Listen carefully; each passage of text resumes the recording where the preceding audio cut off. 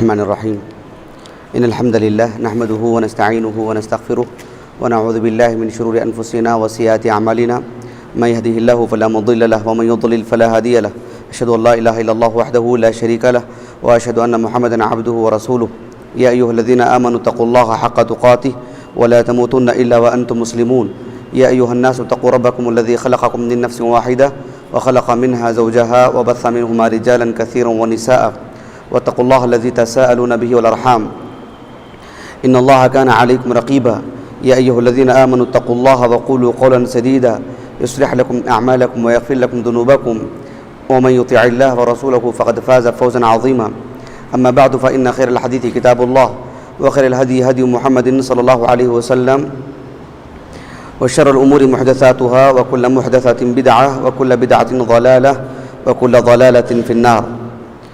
اعوذ باللہ السمیع العلیم من الشیطان الرجیم من ہمزہ ونفخہ ونفثہ یرفع اللہ الذین آمنوا منکم والذین اوتوا العلم درجات واللہ بما تعملون خبیر.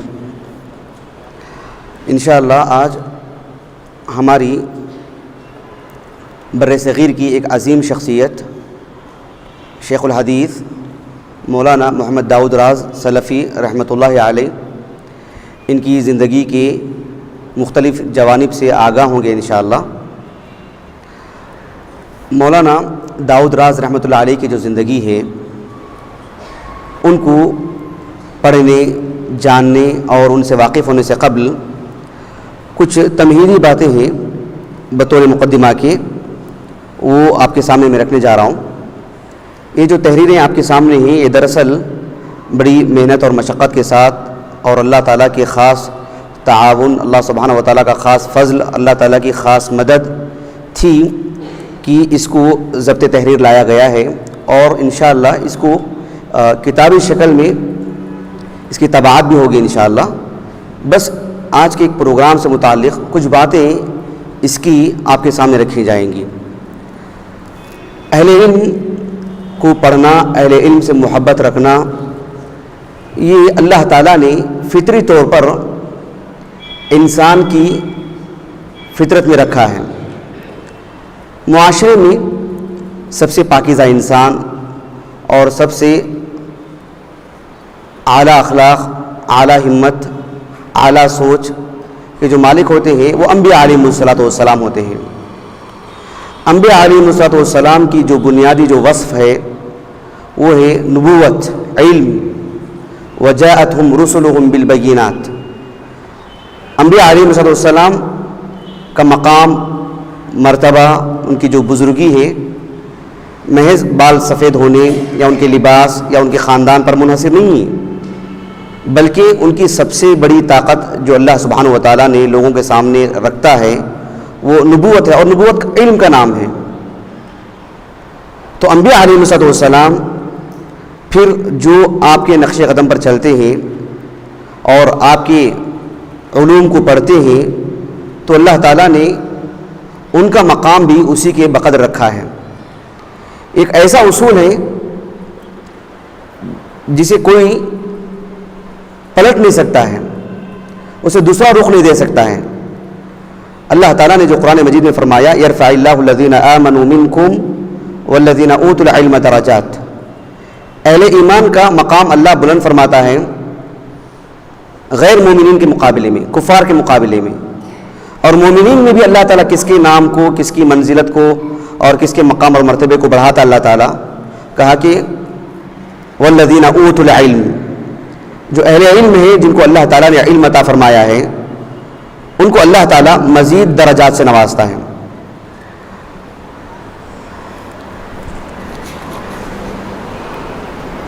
مولانا داؤد راز رحمۃ اللہ علیہ چونکہ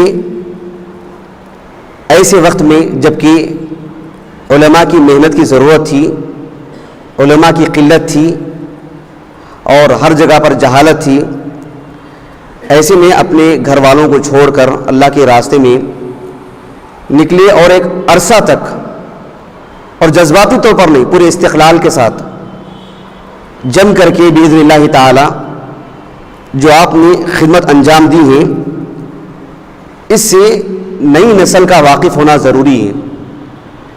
اس لیے کہ ایک انسان جب اسے وراثت میں ماں باپ سے دولت ملتی ہے تو وہ کسی طور پر بھی اپنے محسنین کو یاد رکھتا ہے کہ مجھے میرے والدین سے بطور وراثت کی یہ دولت ملی ہے. جبکہ اہل علم سے جو ہمیں وراثت ملتی ہے وہ اللہ تعالیٰ کی قربت کا ذریعہ بنتی ہے, جہنم سے بچنے کا بہترین ذریعہ ہے. ایسے میں ان محسنین کو کسی طور پر بھی نہیں بھلایا جا سکتا. تو یہی وجہ تھی مولانا داؤد راز رحمۃ اللہ علیہ سے متعلق یہ پروگرام منعقد کیا گیا ہے. آپ دیکھو, شخصیات کو پڑھنا ایک فطری امر ہے, پرانے زمانے میں بھی اور دور حاضر میں تو خاص کر. ہم دیکھتے ہیں کہ لوگ ٹیلی ویژن پر سیاسی لوگوں کو, کھیل کود سے جڑے لوگوں کو, فلمی دنیا کے لوگوں کو اور دیگر جو رفاہی کام کرتے ہیں ان کو مدعو کرتے ہیں اور ان کی زندگی کو لوگوں کے سامنے رکھتے ہیں. آپ کی عدالت کے نام پر مستقل لوگوں کی شخصیات کو پڑھا جاتا ہے اور لوگوں کی دلچسپیاں اس میں بڑھ جاتی ہیں. اور دور حاضر کا ایک عظیم مشغلہ ہے یہ, لوگوں کے سامنے شخصیات کو لاؤ, لوگوں کے سوالات ان سے متعلق ہوتے ہیں, کبھی حساب و کتاب کے نام پر, کبھی کسی نام پر, لیکن شخصیات کو بلانا, ان کی تاریخ جس میدان کے وہ ہیں اس میدان میں وہ کب قدم رکھی, کب سے دلچسپی آئی, ان کا ماضی کا ریکارڈ ہو, یہ سب لوگوں کے سامنے رکھنا ایک بنیادی چیز ہے. تو اللہ سبحانہ و تعالیٰ نے بھی قرآن مجید میں دونوں صالحین, طالحین, اچھے برے سب لوگوں کی شخصیات کو اللہ نے ان کے نام پر صورتیں نازل فرمائی. انبیاء کے نام پر بھی صورتیں ہیں, سورۃ اللہب بھی ہے. اللہ تعالیٰ نے ہر دو شخصیات کا ذکر فرمایا, ان کی زندگی کا ایک ایک جانب, ایک ایک پہلو اللہ نے سامنے رکھا, اس لیے کہ یہ ہماری فطرت سے میل کھانے والی چیز ہے. اور امت مسلمہ کی اگر بات کریں تو امت مسلمہ کے علماء نے شروع دن سے رسول اللہ کی شخصیت کو صلی اللہ علیہ وسلم اور آپ کی زندگی سے متعلق اتنی کتابیں لکھی گئی ہیں جو حد احساس سے خارج ہیں, کوئی شمار نہیں کر سک رہا ہے ان کو کہ کتنی کتابیں ہیں. ایک ایک پہلو کو لے کر کے دکتورا کیا جا رہا ہے. یقیناً ایک معجزہ ہے اللہ کے رسول کی زندگی صلی اللہ علیہ وسلم. حافظ ابن حزم رحمہ اللہ, ان کی کتاب ہے الملل, ملتوں سے متعلق ایک ہی جلد میں چھپتی ہے وہ, اس میں انہوں نے لکھا ہے کہ اگر اللہ کے رسول کی صلی اللہ علیہ وسلم صرف سیرت ہی بیان کی جاتی تو آپ کی نبوت کے لیے چیز کافی تھی, مزید کسی معجزے کی ضرورت نہ تھی. آپ کی شخصیت ہی کافی تھی, سب سے عظیم معجزہ. لیکن اللہ نے اتمام حجت کے لیے دیگر چیزیں بھی بیان فرمائی. تو امت مسلمہ کے علماء نے صحابہ, تابعین, تبع تابعین, ان کے پاس دروس ہوتے تھے. حافظ خطیب بغدادی رحمہ اللہ کی کتاب ہے الجامع لاخلاق الراوی و آداب السامع, اس میں ایک عنوان قائم کیا انہوں نے کہ صحابہ کی سیرت کو پڑھاؤ تو ایسے پڑھاؤ کہ املا کرواؤ طلبہ کو, ایسے پڑھاؤ. اور شخصیات کو ترتیب دیا گیا. پھر اس کے بعد علماء کی ایک ایسی ٹیم جو ہر دور میں اپنے اپنے زمانے تک کے جتنے بھی علماء رہے ہوں, ذمہ داران رہے ہوں, جن کے اندر جو بھی ایسا خیر کا معاملہ رہا ہو جو متعدی تھا, جو دیگر لوگوں سے متعلق تھا, ان سب کو ترتیب دیا گیا. آپ لوگوں سے ایک سوال, ہماری 1400 سال کی تاریخ میں جواب دینے میں اجرت مت کیجیے, ہاتھ اٹھائیے اگر کسی کو معلوم ہو تو. ایسے کسی 3-4 علماء کے نام بولیے جنہوں نے شخصیات سے متعلق کتابیں لکھی ہوں, بر صغیر کے چھوڑ کر, یعنی آج سے 200-300 سال پہلے کی اگر بات کریں تو کسی ایسے بڑے علماء کے نام بولے جنہوں نے اہل علم کی زندگیوں کو ترتیب دیا ہو. کون بول سکتے ہیں؟ کم از کم 3 نام, ہاتھ اٹھائیے. ہاں بولیے. تہذیب و تہذیب, چلیے ماشاءاللہ, ایک اور 2 ایسے بٹ نہیں نا, ایک ہی کوئی بولے 3 نام. چلیے آپ بولیے. خضیر, الاصابہ فی تمیز الصحابہ، تہذیب التہذیب. ایک اور نام، آپ لوگ کتابوں کے نام بول رہے ہیں، علماء کے نام بولو. حافظ ابن حجر الاسقلانی رحمہ اللہ، انہوں نے اپنے دور تک کے علماء کی زندگیوں کو جو ہے جمع کیا، انہوں نے ترتیب سے لکھا. اور نام جی چلیے، ہاں اور نام، حافظ ابن عبد البر رحمہ اللہ، کس کتاب میں؟ شخصیات سے متعلق ان کی کوئی کتاب ہو میرے علم میں نہیں ہے. جی الاستیعاب بولنا چاہ رہے ہیں، الاستیعاب فی معرفت الاصحاب، جی ہاں وہ ایک کتاب ہے ان کی. چلیے صحابہ سے متعلق. اور عام علماء سے متعلق جیسے امام بخاری رحمہ اللہ، التاریخ الکبیر، التاریخ الاوسط، التاریخ الصغیر. امام نسائی رحمہ اللہ، امام مسلم رحمہ اللہ، اسی طرح سے امام احمد بن حنبل رحمہ اللہ، ابن عدی رحمہ اللہ، اور امام عقیلی رحمہ اللہ. یہ سب وہ علماء ہیں، پرانے علماء، جنہوں نے شخصیات سے متعلق کتابیں لکھی. بالخصوص ایک اور عالم دین ہے حافظ بن حبان رحمہ اللہ، ان کی کئی کتابیں ہیں رجال سے متعلق. پھر بعد میں 8ویں صدی ہجری میں امام ذہبی رحمہ اللہ، سیر و اعلام النبلاء. حافظ ابن کثیر رحمہ اللہ، البدایہ والنہایہ میں. حافظ ابن حجر رحمہ اللہ کی تو کئی کتابیں ہیں. امام شوکانی رحمہ اللہ نے لکھا ہے، امام سخاوی رحمہ اللہ نے لکھا ہے.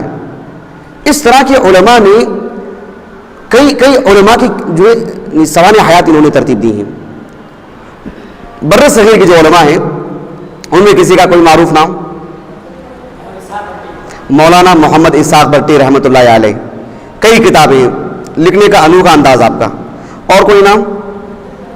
ہاں مولانا عبد المالک مجاہد، بالکل صحیح، حفظہ اللہ، نادر قلم ہے ان کا ماشاءاللہ. تو اس طرح سے شخصیات سے متعلق بہت سارے علماء نے اس کا خاص اہتمام کیا، بلکہ وہ اس میدان میں کافی شہرت پائے. تو یہ سب علماء ایسے ہیں جنہوں نے شخصیات کو خاص طور پر لکھا. تو مولانا محمد داؤد راز رحمۃ اللہ علیہ وہ بھی ایسی ہی مؤثر شخصیت ہیں، بلکہ مؤثر ترین شخصیت ہیں. آپ کی زندگی سے متعلق مفصل کوئی کتاب، کوئی محاضرہ، کوئی تحریر چونکہ نہیں تھی، اس لیے اللہ تعالیٰ کی توفیق سے اس کا ایک پروگرام بنایا گیا کہ مولانا محمد داؤد راز رحمۃ اللہ علیہ کی زندگی کو خاص طور پر نمایاں کیا جائے، کیونکہ آپ کچھ ایسی ہی شخصیت ہیں. آپ سننے کے بعد اور اس کو کتابی شکل میں ساری چیزیں جب آپ کے سامنے آئیں گی تب آپ کو معلوم ہوگا کہ اس میں کیا کچھ ہوا ہے. میں امتنان کے طور پر سب سے بڑا جو احسان ہے ہمارے اوپر اللہ سبحانہ و تعالیٰ کا، اللہ تعالیٰ ہی کا فضل تھا کہ اس میں اور بھی بہت سارے معاونین ہیں جو اس طرح کے علمی پروگرام میں اپنا ایک حصہ رکھتے ہیں. میں امتنان کے طور پر ان کا میں ذکر کروں گا. اس سے قبل آپ کو یہ بھی معلوم ہونا چاہیے کہ مولانا داؤد راز رحمۃ اللہ علیہ سے متعلق جو ایک محنت اور مشقت والا کام تھا، آسان کام نہ تھا. جتنی آپ نے مشقت اٹھائی ہے ان کی زندگی کو جمع کرنا نہایت مشقت والا کام بن گیا تھا. صرف اللہ سبحانہ و تعالیٰ کا احسان تھا کہ اللہ تعالیٰ نے ہمارے لیے راہیں ہموار کرتا رہا. ہم لوگوں نے اس پروگرام کو ترتیب دینے کے لیے جب اللہ تعالیٰ نے میرے دل میں اس بات کو ڈالا، کم و بیش آج سے ایک سال قبل ایک کانفرنس ہوئی تھی الحجاز نام کی. اس کانفرنس سے قبل 3 دن کا ایک پروگرام تھا، علماء کے لیے ترتیب دیا گیا تھا. اس میں ہمارے بہت سارے سینئر علماء تھے، اس میں مولانا اعجاز ندوی، مولانا عبد الماجد محمدی وغیرہ دیگر سب. ان سب کے سامنے جب میں اس بات کو رکھا کہ مولانا داؤد راز رحمۃ اللہ علیہ سے متعلق لوگوں کے سامنے ان کی سوانح حیات کو لانا چاہیے، تو کافی ہمت افزائی کی گئی الحمدللہ. تو اللہ سبحانہ و تعالیٰ کے توفیق سے بس ایک آگے قدم بڑھانے لگا باذن اللہ تعالیٰ. تو اس سلسلے میں سب سے پہلے میں نے جتنے علماء سے میرے رابطے تھے ان سے پوچھنے لگا، اور میں سوچا کہ مولانا محمد داؤد راز رحمۃ اللہ علیہ کا انتقال 1980 میں ہوا. ایسے لوگوں سے ملوں جنہوں نے مولانا محمد داؤد راز رحمۃ اللہ کو دیکھا ہو، ان کے درس میں بیٹھا ہو، ان کے ساتھ رہے ہوں، ان کو قریب سے جانتے ہوں، ایسے درمیان میں واسطہ نہ ہو. اس کے لیے ہماری جو 4 دیواری تھی جامع محمدیہ، اس میں کہ ایسے اساتذہ جو قدیم اساتذہ تھے ان سے جب میں نے رابطہ کیا تو کافی ہمت ملی ماشاءاللہ. جیسے ہمارے مولانا حفیظ الرحمن اسعد حفظہ اللہ، مولانا صبغت اللہ صاحب حفظہ اللہ، ان سے کافی مدد ملی، اس لیے کہ یہ ان کے پروگراموں میں شریک رہے. مولانا صبغت اللہ حفظہ اللہ تو ان کے ساتھ سفر میں بھی رہے اور اچھی طرح ان کو قریب سے دیکھا، تو پھر کافی ہمت ملی جب ان کی شخصیات کو ہم نے سنا. ایک تو انہوں نے ہماری ہمت افزائی کی، ساتھ میں کہا کہ بہت بڑا کام ہوگا اگر مولانا داؤد راز رحمۃ اللہ علیہ کی زندگی کو سامنے لایا جائے. تو مولانا محمود داؤد راز رحمۃ اللہ علیہ سے متعلق جن جن اہل علم سے رابطہ کیا گیا ان کی ایک فہرست بھی میں آپ کو بتلا دوں ہلکے پھلکے انداز میں، تاکہ آپ کو معلوم ہو کہ مولانا داؤد راز رحمۃ اللہ علیہ سے متعلق معلومات جمع کرنے کے لیے ایسے علماء کے پاس جانا پڑا جن کی عمریں 70 سے متجاوز ہیں، اس لیے کہ وہی آپ کے بارے میں بتلا سکتے ہیں. جو 1981 کو 10 سال کا بچہ رہا ہو وہ کیا بتلا سکتا ہے؟ ظاہر بات ہے ایسے عالم دین جو اس وقت شعور کی عمر کو پہنچ چکے ہوں وہی ہمیں باتیں بتلا سکتے ہیں. تو میں نے ترتیب وار ان کے نام لکھے، میں آپ کو بتلا دیتا ہوں تاکہ آپ کو اندازہ ہو.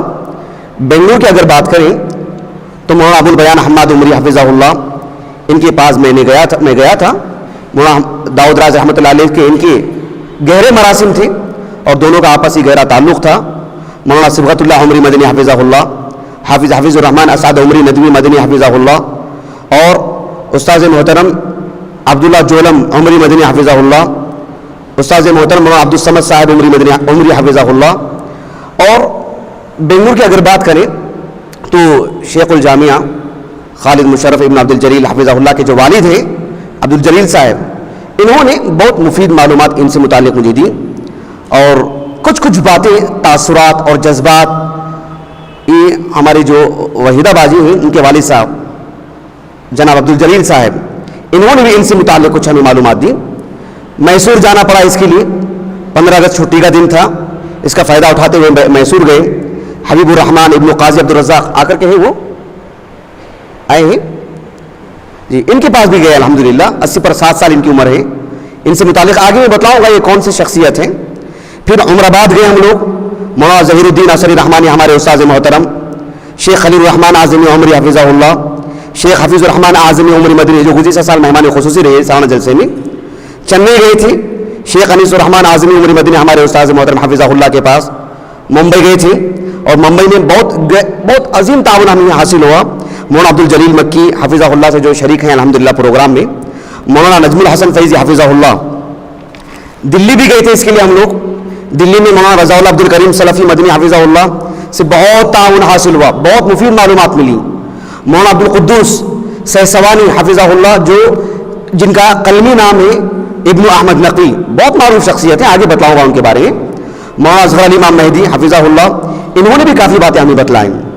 ہریانہ گئے تھے، مولانا عبدالجلیل مکی حفظہ اللہ کے تعاون سے ہریانہ تک گئے، اور ہریانہ میں مولانا اسرائیل سلفی ندوی جن کی عمر 92 سال ہے، مولانا حکیم ازمل خان صاحب تقریباً ان کی عمر 84 سال ہے، اور خود میاں نذیر حسین مولانا داؤد راز رحمۃ اللہ علیہ کا جو خانوادہ ہیں ان کے فرزند جناب نذیر صاحب، جناب سعید صاحب جو موجود ہیں الحمدللہ، ان کے گھر گئے تھے اور بہت ساری باتیں وہاں ملی، بہت ساری کتابیں ملی.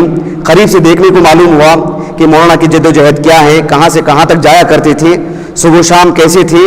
سبحان اللہ، یہ سب قریب سے دیکھ کر کے عجیب جو ہے معاملہ ہو گیا تھا کہ ہمارے بزرگان دین اللہ سبحانہ و تعالیٰ کی خاطر کس قدر مشقت انہوں نے برداشت کی ہیں. اور اس پروگرام کے لیے ایک اور عظیم شخصیت شیر خان، مولانا شیر خان جمیل احمد عمری حفظہ اللہ، جو رہتے تو یو کے میں ہیں، ان سے فون پر برابر رابطہ رہا اور بہت اچھی معلومات انہوں نے دی الحمدللہ. کافی لوگوں سے انہوں نے ربط کروایا، اللہ انہیں بہترین صلہ عطا فرمائے. اس پروگرام کو بہتر سے بہتر شکل دینے کے لیے اللہ تعالیٰ نے جن افراد کو، جن اعوان کو اور جن محسنین کو اللہ تعالیٰ نے انتخاب فرمایا، اس میں سے ہمارے ایک عظیم دوست ہیں، حیدرآباد میں رہتے ہیں، خلیل ان کا نام ہے، خلیل ابن عبدالجلیل.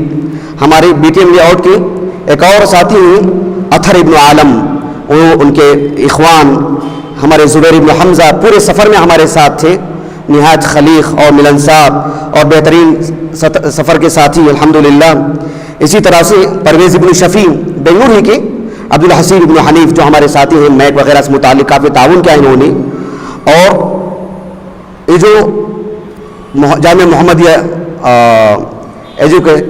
جو سوسائٹی ہے، یہاں جب میں گیا الحمدللہ تو وہاں ایک صاحب تھے، مولانا عبدالصمد غالب اثری ہیں، وہ انہوں نے چھوٹی سی محنت کی تھی بس جی، سلفی جی، جامعہ سلفیہ بنارس کے فارغ ہیں، جزاکم اللہ خیرن.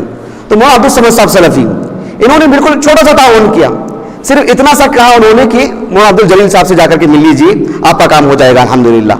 لیکن یہ ان کا تعاون اتنا رنگ لایا کہ جو آپ کے سامنے ساری جو چیزیں ہیں, اللہ تعالیٰ کسی سے چھوٹی موٹی خدمت لے لیتا ہے لیکن اس کا جو اثر ہوتا ہے بہت وسیع اثر ہوتا ہے. اسی طرح سے ہمارے نہایت دوست سعد بن الیاس اور جامع محمدیہ کی جو بڑی جماعتوں کے جو طلبہ ہیں, سادس کے, خامس کے, رابع اور ثالث کے, نام بنام میں فی الحال نہیں لے سکتا, وقت کی قلت ہے, جب کتابی شکل دوں گا انشاءاللہ تو ان سب کے نام بھی جو ہے ذکر کروں گا. اسی طرح سے ایک سلفی ہیں, سلفی عالم دین نوجوان ہمارے ہم عمر ہیں, دلی میں رہتے ہیں, مولانا رضوان ہاشم. یہ ایسی غیبی مدد اللہ تعالیٰ نے ان کے ذریعے سے کروائی جس کو ہم زبان سے نہیں بیان کر سکتے. سبحان اللہ, ایک فرشتہ صفت انسان. اور میسور کے مولانا ذبیح اللہ جامعی, شیخ الجامعہ المحمدیہ خالد مشرف ابن عبد الجلیل حفظہ اللہ, ان کا بہت تعاون یہ اللہ ہی جانتا ہے انہوں نے کس حد تک ہمارے ساتھ تعاون کیا, اللہ ان کے تعاون کو قبول فرمائے. اور مرکز الدراسات الاسلامیہ CIS, اس نے ہر ناحیے سے ہمارا تعاون کیا الحمدللہ. مرکز جمعیت اہل حدیث ہند, اس کا بھی بہت اچھا تعاون رہا.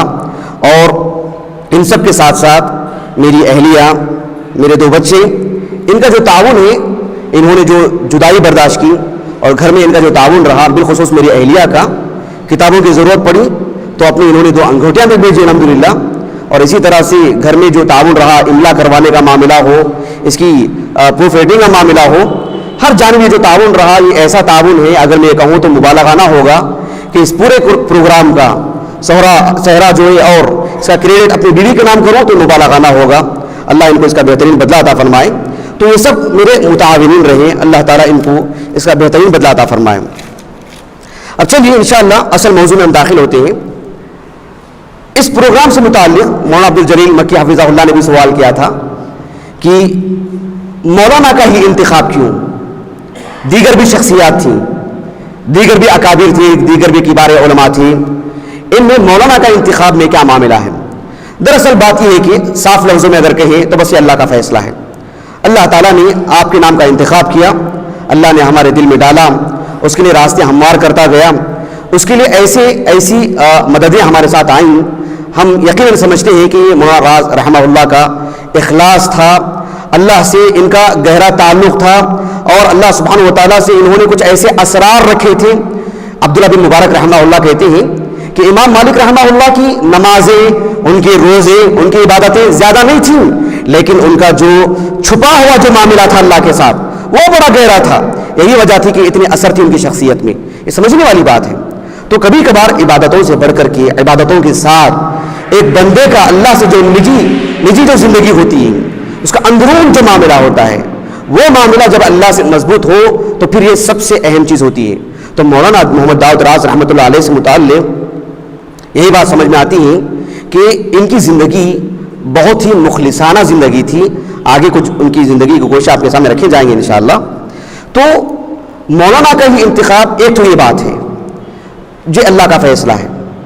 دوسری بات یہ کہ بر صغیر ہندوستان ایک عظیم ملک, ایک بڑا ملک جغرافیہ اعتبار سے, لیکن جب آزادی کے بعد بٹوارا ہوا, ادھر مشرقی پاکستان اور ادھر مغربی پاکستان اور مشرقی پاکستان بنگلہ دیش کے نام پر, تو یہ صرف بٹوارا نہیں ہوا, ہمارے علماء بڑھ گئے, بڑی تعداد میں بڑی بڑی شخصیات, عظیم رجال بڑی تعداد میں ادھر چلے گئے, پاکستان چلے گئے. اس کی وجہ سے ایک اتنا خسارہ ہوا امت مسلمہ کو, بالخصوص علماء اہل حدیث کو بڑی تعداد وہاں پر ہجرت کر جانے کی وجہ سے. ایسی صورت میں جن علماء نے کمر بستہ ہو کر علماء اہل حدیث کے ساتھ مل کر کے امت مسلمہ کی بہبودی کے لیے اور ان کو ایک پلیٹ فارم پہ جمع کرنے کے لیے, ان کے ایمان کے تحفظ کے لیے اور ان کو آگے بڑھانے کے لیے جو علماء کمر بستہ ہوئے, ان میں سے ایک مولانا محمد داؤد راز رحمۃ اللہ علیہ. اس وجہ سے ان کا زیادہ احسان ہے. یہ اپنے گھر میں بیٹھ سکتے تھے, یہ بھی کسی اور جگہ چلے جا سکتے تھے, لیکن اس وقت انہوں نے گھر میں نہیں بیٹھا, بلکہ اپنی اللہ کی دی ہوئی صلاحیت کو لے کر کے گھر گھر, گلی گلی لوگوں سے بے مسافہ ملنے کے لیے ان کے پاس چلے جانا, غریبوں کے پاس, قریوں میں, جہاں کوئی امید نہیں کہ کوئی ہمیں کچھ دے گا بھی، کوئی ہمارے قدردان بھی ہوگا، سب سے بالا تر ہو کر کے وہ وہاں چلے گئے. تو ایسے علماء میں سے ایک عظیم نام ہے مولانا محمد داؤد راز رحمۃ اللہ علیہ. مولانا محمد اسحاق بھٹی ہمارے ہندو پاک کے عظیم مورخ ہیں. مولانا محمد اسحاق بھٹی رحمۃ اللہ علیہ لکھتے ہیں، ان کی کتاب ہے بر صغیر کے اہل حدیث خدام قرآن. قرآن مجید کی سلسلے میں ان کی عظیم خدمت ہے مولانا محمد داؤد راز کی رحمۃ اللہ علیہ. مولانا اسحاق بھٹی لکھتے ہیں، تقسیم ملک کے بعد جن اہل حدیث علماء اکرام نے ہندوستان میں اقامت اختیار کیے رکھی اور وہاں تدریسی اور تصنیفی خدمات سر انجام دینے میں مصروف رہے، ان میں مولانا محمد داؤد راز کا اسم گرامی قابل ذکر ہے. یہ مولانا اسحاق بھٹی نے کہا رحمۃ اللہ علیہ. آپ کو ایک بات بتاؤں، آزادی کے موقع پر کیا صورتحال تھی. ایک عظیم عالم دین گزرے ہیں مولانا عبدالشکور شکراوی، اسی علاقے کے ہیں جس علاقے سے مولانا محمد داؤد راز رحمۃ اللہ کا تعلق ہے. مولانا محمد داؤد راز رحمۃ اللہ علیہ کے استاذ بھی حکیم اجمل خان صاحب جو عظیم عالم دین ہیں، ان کے والد محترم ہیں. ان کی سوانح حیات بزم ارجمندہ میں مولانا اسحاق بھٹی نے جو لکھی ہے، ایک اقتباس میں آپ کو سناتا ہوں، آپ سنیے. مولانا عبدالشکور رحمۃ اللہ علیہ کے متعلق لکھتے ہیں کہ 1947 عیسوی میں بر صغیر آزاد ہوا اور اس کے نتیجے میں ہندوستان کے مسلمانوں پر مصیبتوں کا جو پہاڑ ٹوٹا، اس کی تفصیلات کا سب کو علم ہے. اس وقت ہندوستان کے بے شمار مسلمانوں نے پاکستان کا قصد کر لیا تھا، لیکن حکیم عبدالشکور نے مسلمانوں کو ہندوستان میں رہنے کی تلقین کی اور پاکستان آنے کی سخت مخالفت کی. ان کا زاویہ نظر یہ تھا کہ ہندوستان کے مسلمانوں کو اپنے ملک میں رہ کر یہاں کے مسلمانوں کی خدمت کرنا چاہیے. آرام کے دن یہاں گزارے ہیں، تکلیف کا زمانہ بھی یہیں بسر کرنا چاہیے. عارضی تکلیف سے گھبرا کر ملک چھوڑ جانا ان کے نزدیک قرین دانش نہیں تھا. یہ مولانا عبدالشکور رحمۃ اللہ علیہ سے متعلق مولانا اسحاق بھٹی کا تبصرہ ہے. یہ صرف عبدالشکور رحمۃ اللہ علیہ سے متعلق نہیں تھا، بلکہ جو ان کے ساتھ تھے اور جو اس طرح کے علماء تھے، یہ سب اس تبصرے کے ضمن میں آ جاتے ہیں. ایک اور تبصرہ سنیے. ہمارے پاس ایک کتاب ہے مولانا محمد مختار احمد ندوی رحمۃ اللہ علیہ سے متعلق. یہ جو کتاب ہے بہت مفصل کتاب. اس کتاب کے مقدمے میں ان کے جو مصنف ہیں مولانا ضیاء الحسن سلفی حفظہ اللہ، انہوں نے لکھا ہے یہ کتاب صرف مولانا مختار احمد ندوی رحمۃ اللہ سے متعلق نہیں ہے، بلکہ 100 سالہ پوری جماعت اہل حدیث کی تاریخ اس میں موجود ہے. آپ پڑھ کے دیکھیں تو آپ کو معلوم ہوگا.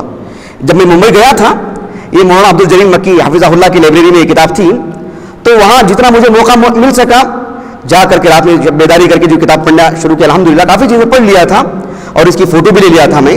لیکن جب یہاں آنے کے بعد دیکھا کہ بہت ساری چیزیں میرے پاس نہ تھیں، آپ سے مطالبہ کیا اور ایک فون کرنے کے بعد الحمدللہ اسی وقت اسی دن فوری طور پر بڑی جد و جہد کے ساتھ اس کتاب کو حاصل کیا اور کر کے جو ہے بذریعہ ہوائی جہاز انہوں نے ہمارے پاس بھیجا الحمدللہ. اب دیکھیں مولانا ضیاء الحسن حفظہ اللہ لکھتے ہیں اس کتاب میں صفحہ نمبر 207، غور سے سنیے گا کہ تقسیم ملک کے بعد بہت ہی حساس جملے ہیں، بہت حساس جملے. دیکھیں تقسیم ملک کے بعد برسوں تک صرف ممبئی ہی نہیں بلکہ پورے ہندوستان میں حاملین کتاب سنت کشمکش میں مبتلا رہے. بر صغیر کے ممتاز علماء اہل حدیث مولانا ابو الوفا ثناء اللہ امرتسری، مولانا عبداللہ روپڑی، مولانا داؤد غزنوی، یہ بھی ایک عظیم عالم دین ہے، مولانا محمد داؤد رازمی، مولانا داؤد غزنوی، مولانا عطا اللہ حمید بھوجیانی وغیرہ، بالخصوص احباب جماعت دہلی پاکستان ہجرت کر گئے تھے. جماعت اہل حدیث کی علمی و دعوتی سرگرمیوں کا مرکز دہلی میں سناٹا چھا گیا. دارالحدیث رحمانیہ جیسا عظیم تعلیمی ادارہ بند ہو گیا. ادھر ممبئی پر 1950 سے لے کر 1952 تک مکمل سکوت طاری رہا. اسی دوران مولانا محمد داؤد راز دہلوی صاحب نے جامع مسجد اہل حدیث مومن پورہ میں امامت و خطابت کی ذمہ داری سنبھالی. ان کے دور میں دعوت و تبلیغ کے ساتھ تالیف و تصنیف کا سلسلہ بھی جاری رہا. آپ اندازہ لگا سکتے ہیں جب بٹوارا ہوا بڑی تعداد میں علماء اہل حدیث پاکستان چلے گئے. ایسے میں جن علماء نے ذمہ داری کو سمجھا اور اپنے کندھوں پر اس ذمہ داری کو ڈالا، اس فریضے کو جانا، اور اس کے لیے نکل گئے گھر سے باہر، بیوی بچوں کی قربانیاں. یقیناً مولانا داؤد راز رحمۃ اللہ علیہ کے فرزندان موجود ہیں، ان کو احساس ہوگا، ان کو پل پل یاد آئے ہوں گے ان کے والد محترم، کھانے کے وقت میں، دیگر خوشی کے مواقع پر، دیگر جگہوں پر. اس کے باوجود مولانا محمد داؤد راز رحمۃ اللہ علیہ اپنے ایک دو بچوں کے لیے گھر میں نہیں رہے، بلکہ امت مسلمہ کے ہزاروں بچوں کی ایمان کی حفاظت کے لیے باہر نکلے، اور آج اس کا ثمرہ پورے بر صغیر میں، پورے عالمی سطح پر جو بھی اردو دان ہیں سبوں پر مولانا داؤد راز رحمۃ اللہ علیہ کا احسان ہے. دیکھیے مولانا اسرائیل سلفی حفظہ اللہ، جن کی عمر 92 سال ہے، ان کی ایک تحریر ہے، ان سے ملاقات کے لیے ہم ان کے گھر گئے تھے، آگے میں بتاتا ہوں ان سے متعلق. مولانا اسرائیل سلفی حفظہ اللہ 92 سال ان کی عمر ہے، اور توازن کی بھی تھوڑی سی کمی ہے، کبھی کچھ چیزیں یاد رہ جاتی ہیں، کبھی کچھ چیزیں بھول جاتی ہیں. لیکن دیکھیں آج سے کافی عرصہ قبل جب مولانا داؤد راز صاحب کا انتقال ہو گیا تھا رحمۃ اللہ علیہ، تو ہمارے جناب نذیر صاحب جو ان کے فرزند ہیں، بڑے فرزند، ان کے کہنے پر مولانا محمد داؤد راز رحمۃ اللہ علیہ کی سیرت کے کچھ انہوں نے حصے بیان کیے. لکھتے ہیں وہ، ان کی کتاب ہے، یہ کتاب مولانا محمد داؤد راز رحمۃ اللہ علیہ کی کتاب ہے اصلاح المسلمین. اس کتاب کے مقدمے میں، اس کی کتاب کا مقدمہ جو ہے وہ مولانا اسرائیل کا ہے، اسرائیل سلفی حفظہ اللہ کا، بہت عظیم محدث ہیں، بہت عظیم عالم دین مولانا اسرائیل سلفی حفظہ اللہ. وہ لکھتے ہیں 1947 عیسوی میں تقسیم ملک کے نتیجے میں بہت سے اہل علم پاکستان چلے گئے، جس کے نتیجے میں مدرسے خالی ہو گئے، مسجدیں ویران ہو گئیں، خانقاہوں میں تالے پڑ گئے.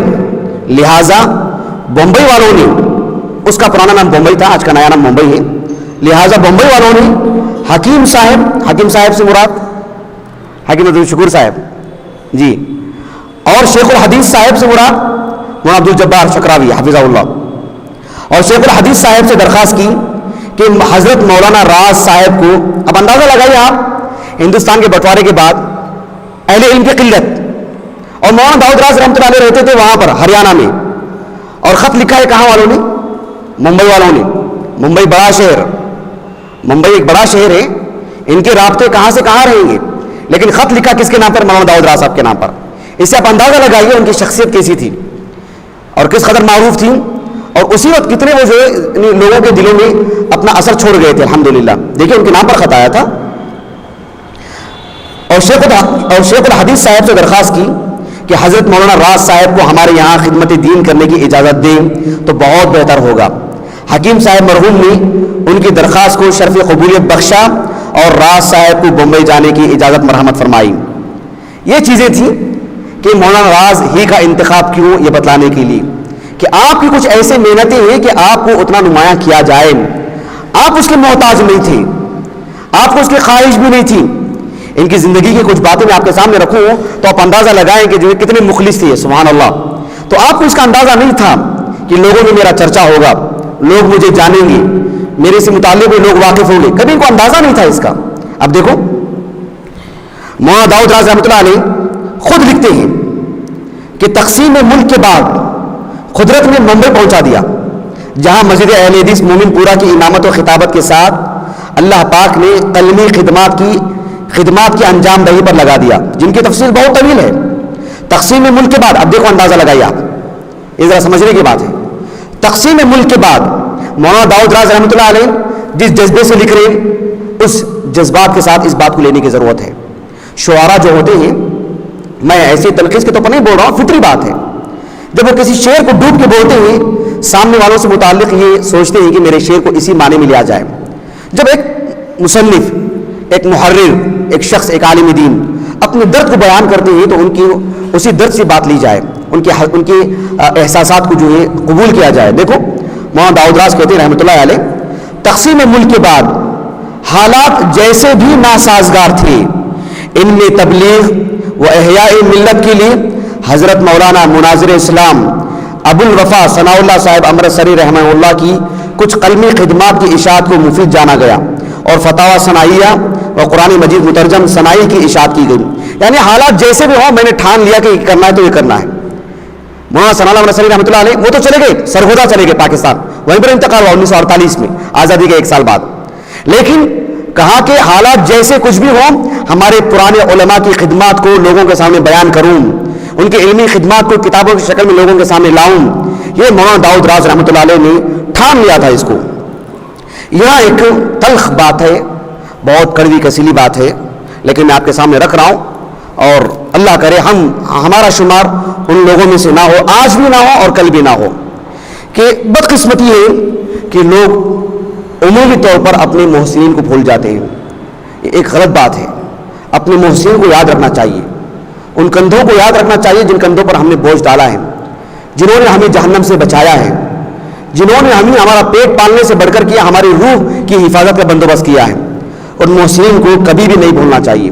میں ایک جگہ پر پڑھ رہا تھا، مولانا داؤد راز رحمۃ اللہ علیہ لکھتے ہیں، ان کی شرح صحیح بخاری حوالے سب موجود ہیں میرے پاس الحمدللہ. یہ کتابیں چونکہ یہ کتابی شکل میں آ رہی تو سارے حوالے جات موجود رہیں گے انشاءاللہ. مولانا داؤد راز رحمۃ اللہ علیہ فرماتے ہیں کہ آج جب کہ نئی نسلیں اپنے بزرگوں کے نام اور ان کے کارناموں کو فراموش کرتی جا رہی ہے، سخت ضرورت تھی کہ حضرت مولانا مرحوم مولانا ثناء اللہ امرتسری سے متعلق ایک مفصل سوانح حیات ترتیب دے کر اسے شایان شان شائع کیا جائے. یعنی ہماری جو قوم ہے امت مسلمہ اپنے محسنین کو بھول جا رہی ہے.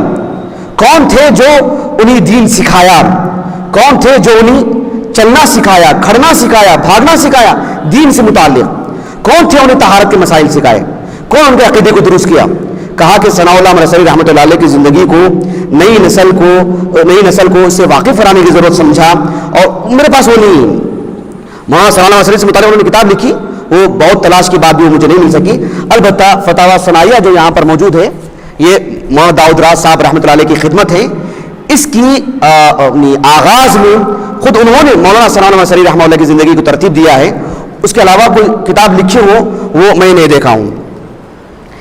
ہمارے ہندو پاک کے علماء میں سے ایک اور عظیم نام ہے، پتہ نہیں آپ لوگوں میں سے کتنے لوگ جانتے ہیں. اگر کوئی جانتے ہوں، کل میں نے کسی کے سامنے نام لے لیا ہو تو الگ بات ہے، پہلے سے کوئی واقف ہو تو بولے انہیں انعام دوں گا انشاءاللہ.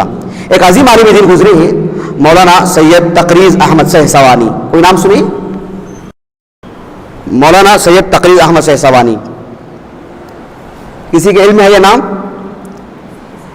آپ جانتے ہیں ہندوستان کے بٹوارے کے بعد جس عالم دین نے، یا بلکہ چنندہ جن علماء نے جماعت اہل حدیث کو منظم کیا، اس کی شیرازہ بندی کی، ان کو جوڑا، ان کے اندر احیاء کیا اور ان کو زندہ کیا اور ان کے اندر روح بھری، ان میں سے ایک بہت بڑا نام مولانا تقریض احمد سہسوانی رحمۃ اللہ علیہ. ان کے فرزند ہیں جن کی عمر 84 سال ہے. ان کے گھر گئے تھے ہم لوگ، ابن احمد نقوی، عبد القدوس سہسوانی، ان کے گھر گئے تھے ہم لوگ الحمدللہ. تو یہ مولانا تقریض احمد سہسوانی ہیں. ان کی زندگی کو مولانا اسحاق بھٹی نے اس کتاب میں لکھا ہے. آپ پڑھیے گا، آپ کو معلوم ہوگا کہ یہ کیسے انسان ہیں. بالخصوص ایک عالم دین کو پڑھنا چاہیے. کتنے بے لوث خادم تھے اور دنیا کو دینے والے تھے، لوگوں کے سامنے ہاتھ پھیلا کر اپنی جیب بھرنے والے علماء نہیں تھی. اتنی عظیم شخصیت مولانا تقریض احمد سہسوانی بہت عظیم شخصیت ہے. ابھی وہ میرا موضوع نہیں ہے کہ ان سے متعلق میں کچھ بتلاؤں، آپ پڑھ لیجیے، ان کی زندگی سے موجود ہے. لیکن مولانا محمد اسحاق بھٹی رحمۃ اللہ علیہ، آج سے چند ماہ پہلے ان کا انتقال ہوا. اب دیکھو کیا لکھتے ہیں وہ. مولانا اسحاق بھٹی رحمۃ اللہ علیہ آزادی ہند کے بعد ہندوستان کی مرکزی جماعت اہل حدیث کی نشست ثانیہ میں، یہ میرے جملے ہیں، آگے ان کے جملے آئیں گے. مرکزی جماعت اہل حدیث ہند کی نشست ثانیہ میں مولانا سید تقریض احمد سہسوانی رحمہ اللہ کا کلیدی رول کا تذکرہ کرتے ہوئے فرماتے ہیں. اب یہاں سے دیکھیں مولانا اسحاق بھٹی کے جملے. کہتے ہیں یہ ہمیں معلوم نہیں، مولانا اسحاق بھٹی کہہ رہے ہیں مولانا تقریض صاحب کی انہوں نے سوانح حیات لکھی.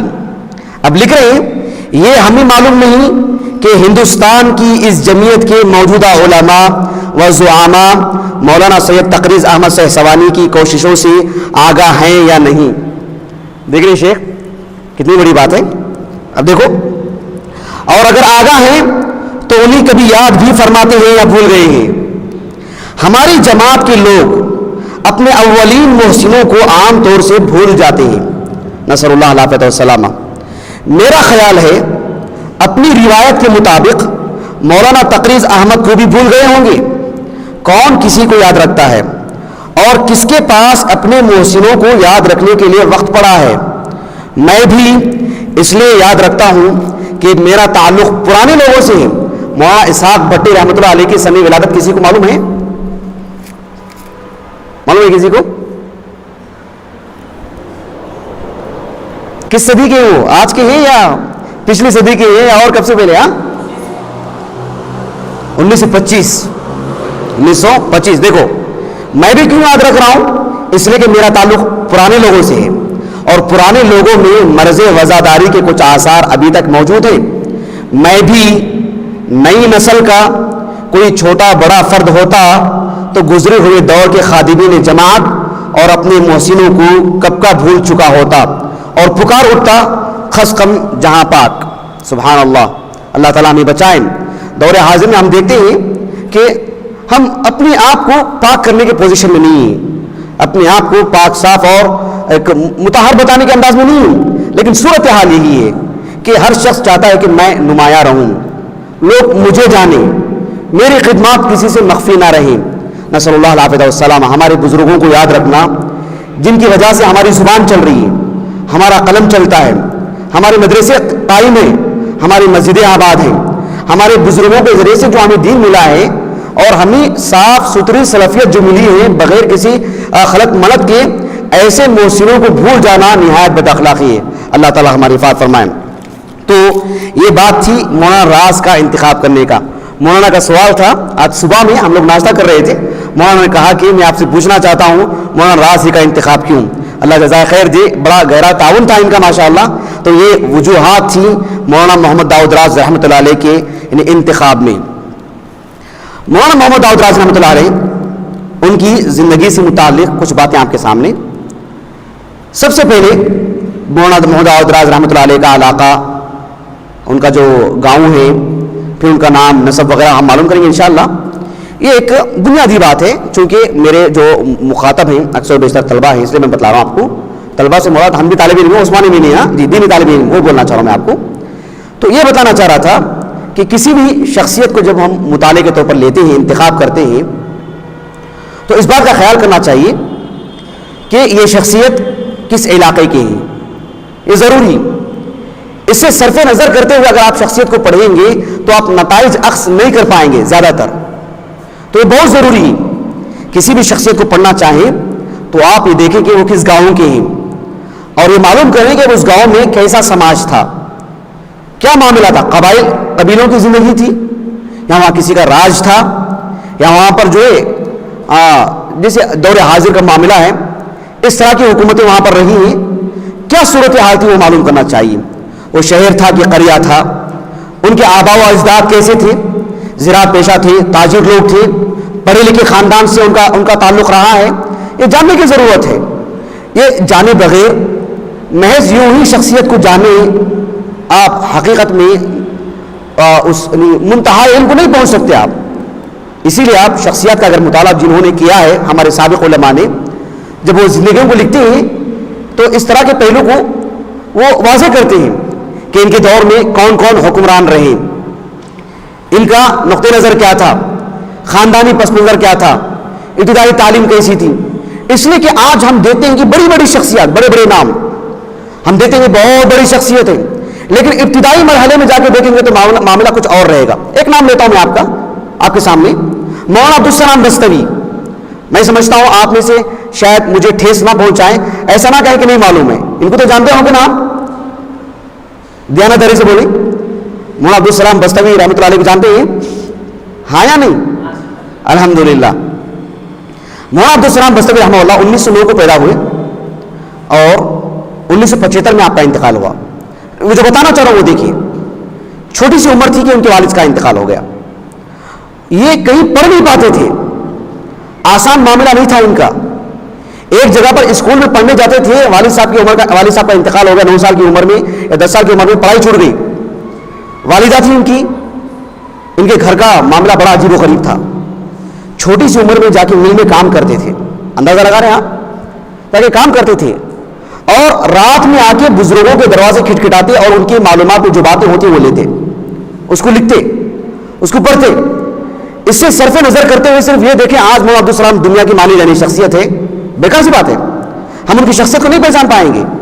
یہ دیکھنا چاہیے کہ کتنے مراحل تھے ان کی، کہاں سے کہاں کے پہنچے ہیں وہ۔ مولانا محمد داؤد راز رحمۃ اللہ علیہ، ان کی زندگی کے بھی، ان کا خانوادہ، ان کا گھرانہ، یہ جب تک نہیں جانیں گے، یہی وجہ تھی کہ ان کے گھر تک گئے اور اللہ لے کر گیا ان کے گھر تک، تاکہ ہم ان کو سمجھ سکیں، ان کو جان سکیں، اور وہ کس علاقے کے آج بھی وہ قریہ کیسا ہے آپ میں آگے بتلاؤں گا انشاءاللہ۔ تو مولانا محمد داؤد راز رحمۃ اللہ علیہ، یہ جو ہریانہ کا جو علاقہ ہے، ہریانہ جانتے ہیں آپ لوگ؟ کہاں آتا ہے ہریانہ؟ کشمیر میں آتا ہے۔ اتنا تو یقین ہے کہ ہندوستان کا ایک حصہ ہے۔ ہاں، ہریانہ ہندوستان کے مغرب میں آتا ہے، راجستھان کا اوپر کا حصہ، اور بہت بڑا علاقہ۔ اس کا ایک بہت بڑا علاقہ ہے میوات نام کا، اس میں چھوٹے چھوٹے بہت سارے قریے ہیں۔ اس میں سے ایک قریہ ہے جس کا نام ہے راپو۔ یہ ایسے نام ہیں، میں صحیح سے نہیں بول پاؤں گا، تلفظ میں ہو سکتا ہے کمی ہو، حالانکہ گئے ہیں سب کچھ ہے، لکھنے میں تو صحیح لکھا ہوں، لیکن ہو سکتا ہے بولنے میں اسی کمی بیشی ہو جائے، ایسا ہو سکتا ہے۔ تو اس علاقے کے راہپو ایسا نام ہے، صحیح ہے اس کا نام راہپوا، یہ نام ہے اس کا۔ جا کر تو آ گئے ہم لوگ، تلفظ میں کمی بیشی ہو سکتی ہے۔ یہاں کے جو اکثر لوگ ہیں وہ زراعت پیشہ ہیں۔ یہ علاقہ مسلمانوں سے کافی پر ہے الحمدللہ، اور یہاں شروع سے بھی جہاں بڑی بڑی شخصیات پیدا ہوئی ہیں، بڑے بڑے علماء رہے ہیں، وہیں پر یہ بھی افسوسناک بات ہے کہ بے دینی بھی اتنی رہی ہے۔ ہمارے ہندوستان پاکستان کی ایک عظیم تبلیغی تحریک، تبلیغی جماعت، اس کے بانی کون تھے؟ مولانا الیاس صاحب، وہ میوات کے تھے۔ قطع نظر اس کے کہ وہ تحریک کیا تھی، عقائد کیا تھے، مسائل کیا تھے، اپنی جگہ پر، لیکن میں جو تبصرہ کر رہا ہوں آپ اسی پس منظر میں لیں، غلط رخ نہ دیں اس کو۔ مولانا الیاس صاحب چھوٹی چھوٹی جماعتوں کو لے کر وہاں کی گلی کوچوں میں جاتے لوگوں کی اصلاح کرنے کے لیے، اس لیے کہ تاریخ میں بات آتی ہے کہ اس علاقے میں ارتداد بہت زیادہ تھا، لوگ دین سے نکلتے جا رہے تھے، بے دینی عام تھی۔ بس ان کو سیدھے راستے پر لگانے کے لیے لوگوں نے ایک وقت مقرر کیا کہ چلو ہم ایک دن جائیں گے، چلو 3 دن وہاں جا کر کے روکیں گے، ایسی ایک شکل تھی اس کی۔ بعد میں ایک الگ رخ اختیار کر گئی وہ جماعت، یہ اس کی ابتدائی شکل تھی۔ تو آپ اندازہ لگائیے کہ ارتداد والا جو معاملہ تھا، آپ میری بات کو اسی رخ میں لیں آپ، تو اس سے آپ وہاں کی بے دینی، کم علمی کا بھی اندازہ لگائیے، باوجود اس کے کہ بڑی شخصیات بھی تھیں، بڑے علماء آیا جایا کرتے تھے، اس کے باوجود بھی بے دینی بھی بہت تھی وہاں پر۔ تو مولانا محمد داؤد راز رحمۃ اللہ علیہ اسی گھرانے کے لوگ ہیں۔ وہاں پر دین کیسے آیا، بالخصوص سلفیت کیسے آئی، یہ مولانا محمد داؤد راز رحمۃ اللہ علیہ نے خود انہوں نے لکھا ہے شرح صحیح بخاری پارہ نمبر 1 صفحہ 17 پر کہ مولانا میاں نذیر حسین محدث دہلوی، جو عالمی سطح کی عظیم محدث، اللہ سبحانہ و تعالیٰ کی توفیق سے ان کی زندگی کو بھی کبھی آپ کے سامنے پڑھ کر کے سنائی جائے گی انشاءاللہ۔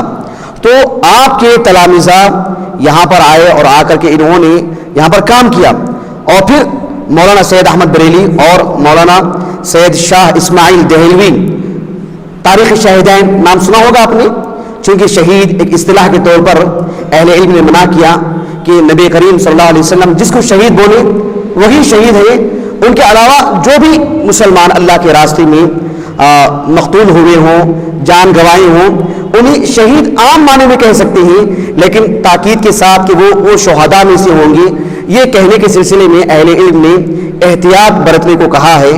امام بخاری رحمہ اللہ نے کتاب الجہاد میں صحیح بخاری کی بابو لا یقال فلان شہید، باب ہی قائم کیا امام بخاری نے رحمۃ اللہ علیہ کہ فلاں شخص شہید ہے ایسا نہیں کہا جائے گا، لیکن اصطلاحی طور پر یہ چیز عام ہے کہ سید احمد بریلی شہید، مولانا اسماعیل شہید، علامہ احسان اللہ ظہیر شہید، تو عام معنی میں اسے اس پس منظر میں نہیں لینا چاہیے۔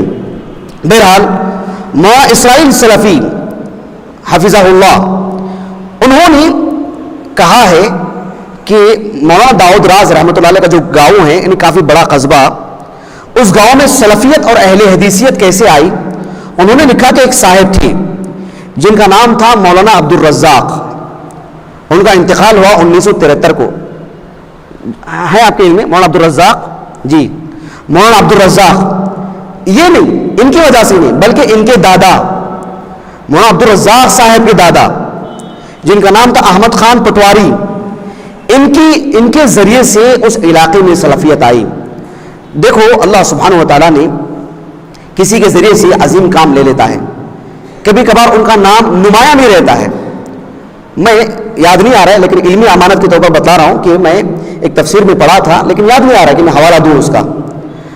اس میں یہ بات تھی کہ اصحاب القریہ جو سورہ یاسین میں ہے، اس میں دیکھو اللہ تعالیٰ نے کہا کہ اصحاب القریہ جو اٹالی کا حصہ ہے، یورپ کا علاقہ ہے، وہ جغرافیہ اعتبار سے، ایک نبی کو اللہ نے بھیجا، اللہ نے دوسرے نبی کو بھیجا، جب بات پکڑ میں نہیں آئی تو اللہ نے کہا فعززنا بثالث، ایک تیسرے کے ذریعے سے اللہ نے ان کو تقویت پہنچائی۔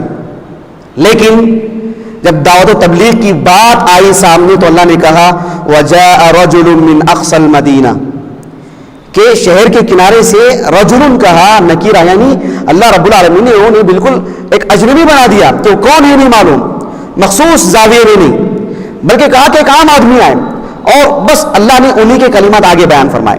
سبحان اللہ، دیکھ رہے ہیں آپ اللہ کے ہاں وہ مقبول ہے، نام نہیں ہے، نام سامنے آئے اور لوگ ان سے واقف ہوں کوئی ضروری نہیں۔ مولانا محمد داؤد راز رحمۃ اللہ علیہ دنیا جانتی ہے لیکن ان کے گھر میں دین کیسے آیا، سلفیت کیسے آئی، دیکھو ہم نام سے واقف نہیں ہو پا رہے ہیں۔ وہ کون ہے؟ بہت کھوج میں تھا اس کی، میں بہت تلاش کیا، کافی بڑے لوگوں سے پوچھا، ان سے متعلق معلومات نہیں مل پا رہے ہیں۔ مولانا اسرائیل حافظہ اللہ نے بھی ان سے متعلق کوئی معلومات نہیں دی، لیکن بس یہ کہ ان کے ذریعے سے دین آیا۔ سبحان اللہ، دیکھ رہے ہیں آپ۔ تو اللہ سبحانہ و تعالیٰ کے ہاں ایسا ہوتا ہے کہ کسی کے نام اللہ تعالیٰ پردہ خفا میں رکھتا اللہ تعالیٰ نے۔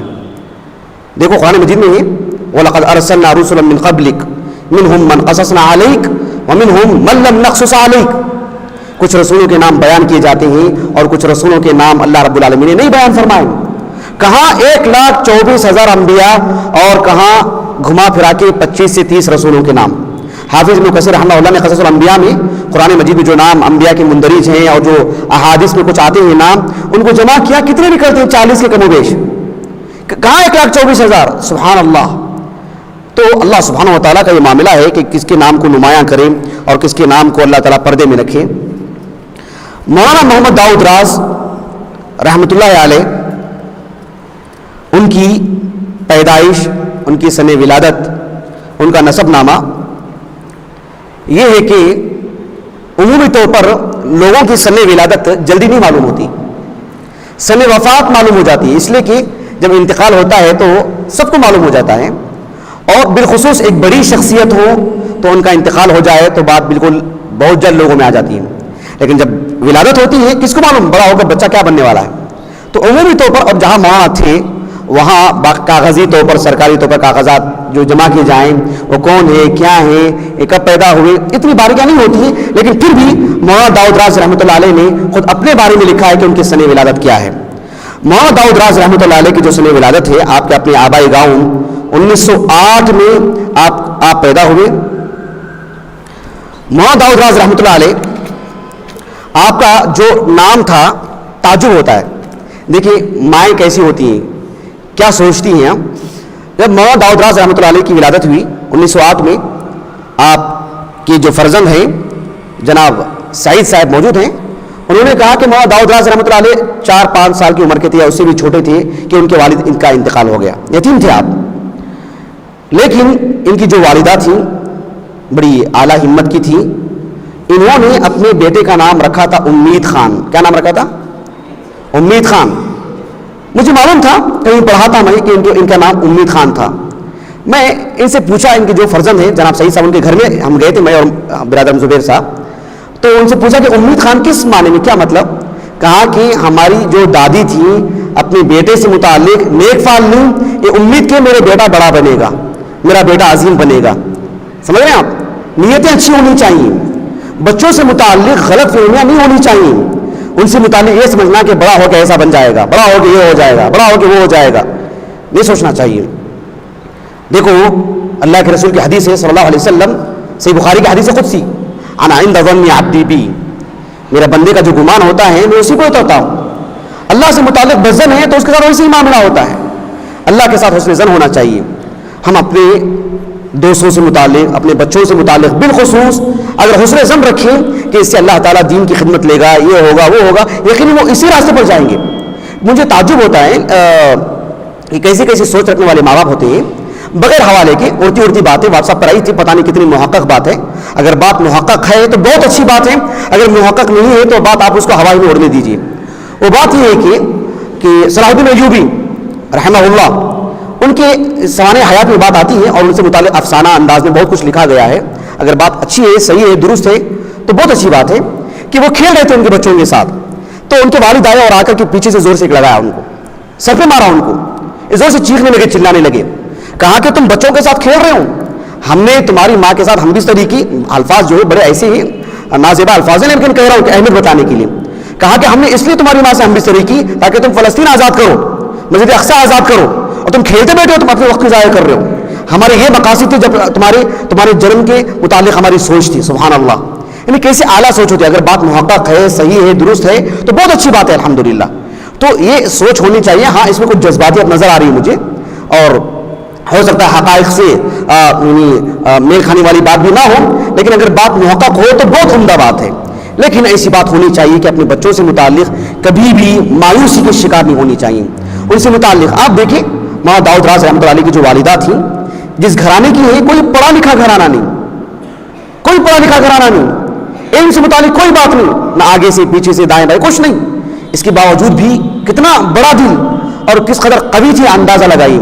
ان کے افکار کتنے مضبوط تھے اور ارادے کتنے گہرے تھے ان کے. دیکھیں کہ وہ اپنے بیٹے سے متعلق، ایک یتیم بچہ، اس کے باوجود بھی اپنے بیٹے سے متعلق امید خان کہ میرا بچہ نامراد نہیں ہوگا، میرے بچے کے حق میں رسوائی نہیں ہوگی. دیکھو نا، جیسے ان کی ماں کی امید تھی اس سے کہیں زیادہ نکل کے آئے مولانا داؤد راز رحمۃ اللہ علیہ. تو مولانا محمد داؤد راز رحمۃ اللہ علیہ، یہ آپ کا نام تھا امید خان. بعد میں جب وہ پڑھنے کے لیے مدرسہ گئے تو ان کے اساتذہ نے ان کا نام محمد داؤد رکھا. یہ مولانا اسرائیل سلفی حافظہ اللہ نے خبر دی. مولانا داؤد راز رحمۃ اللہ علیہ کے جو فرزند ہیں جناب سعید صاحب، ان سے میں نے پوچھا کہ نسب نامہ کیا ہے، آج ہی پوچھا، تو انہوں نے کہا کہ محمد داؤد ابن عبداللہ ابن محمد ابن چاند عرف مہتاب ابن الف خان، ایسا کچھ نام تھا. اور پھر ان کے جو الف خان، پھر ان کے جو دادا امجد تھے ان کا نام تھا رنجیت سنگھ. یہ مسلمان تھے، رنجیت سنگھ. جناب نذیر صاحب بتا رہے تھے کہ وہاں مسلمانوں کا بھی نام ایسے ہوتا ہے، ہو سکتا ہے ماضی میں رہا ہو، آج کل تو ماشاءاللہ کچھ دینداری اور دینی رنگ ہے الحمدللہ، تو ہو سکتا ہے اس دور میں ان کا نام جو ہے رنجیت سنگھ رکھا گیا ہو معنی کے اعتبار سے. جیسے اللہ کے رسول صلی اللہ علیہ وسلم کی بعثت سے قبل عمر تھے، عثمان تھے، ابو سفیان تھے، نام نہیں بدلے گئے. ان کے معنی میں وہی معاملہ، معنی میں کوئی ایسا اثر نہیں تھا جو ان کو شرک سے قریب کرتا ہو. تو اللہ کے رسول نے ان کے ناموں کو باقی رکھا صلی اللہ علیہ وسلم. لیکن اس کے باوجود اہل علم نے کہا کہ احتیاط کے طور پر جہاں معاشرے میں غیر مسلمین کے مخصوص نام ہو، ان سے ہٹ کر کے مسلمانوں کے نام علیحدہ ہونی چاہیے تاکہ پتہ چلے کہ کس کے نام. اللہ کے رسول صلی اللہ علیہ وسلم نے جن ناموں میں شرک کی بو آ رہی تھی ان ناموں کو بدلا آپ نے، عبد شر کو عبد خیر سے، دیگر ناموں سے آپ نے بدلا. بہرحال تو یہ ایک مولانا داؤد راز رحمۃ اللہ علیہ کا نسب نامہ تھا. مولانا داؤد راز رحمہ اللہ پائے کے شاعر بھی تھے، ان کی شاعری سے متعلق بھی انشاءاللہ کتابی شکل میں باتیں آئیں گی. تو ان کی شعر شاعری کی وجہ سے ان کے استاذ محترم شیخ الحدیث مولانا عبد الجبار رحمہ اللہ، ان سے متعلق بھی آگے بتلاؤں گا میں آپ کو. 1985 ان کا سن وفات ہے. تو انہوں نے ان کو تخلص دیا تھا راز. یہ جو راز ہے ان کے شاعر ہونے کی وجہ سے. مولانا داؤد راز رحمۃ اللہ علیہ کا جو گھرانہ ہے وہ گھرانے سے متعلق بھی خبر ڈالی. ان کے جو والد محترم ہیں عبداللہ جن کا نام تھا، یہ بہت پہلے ان کا انتقال ہو گیا. مولانا داؤد راز رحمۃ اللہ علیہ اس وقت بالکل چھوٹی عمر کے تھے. ان کی والدہ ان کے لیے کیا کچھ کیا ہے یہ خود مولانا داؤد راز رحمۃ اللہ علیہ کے الفاظ میں سنیے. مولانا داؤد راز رحمۃ اللہ علیہ کہتے ہیں، شرح صحیح بخاری پارہ نمبر 1 صفحہ 17 میں ہمارے پاس موجود ہے الحمدللہ. مولانا داؤد راز رحمۃ اللہ علیہ کہتے ہیں کہ اللہ تعالیٰ جملہ اساتذہ کو بہترین جزائیں عطا کرے، خاص طور پر والدہ مرحومہ کو جنت الفردوس میں جگہ دے، جنہوں نے اس زمانے کی مشکلات کے پیش نظر ہر قسم کے مصائب کو برداشت کرتے ہوئے پورے انہماک کے ساتھ میری دینی تعلیم کے سلسلے کو جاری رکھا اور میرے لیے بہت سی تکالیف کو خندہ پیشانی سے برداشت فرمایا.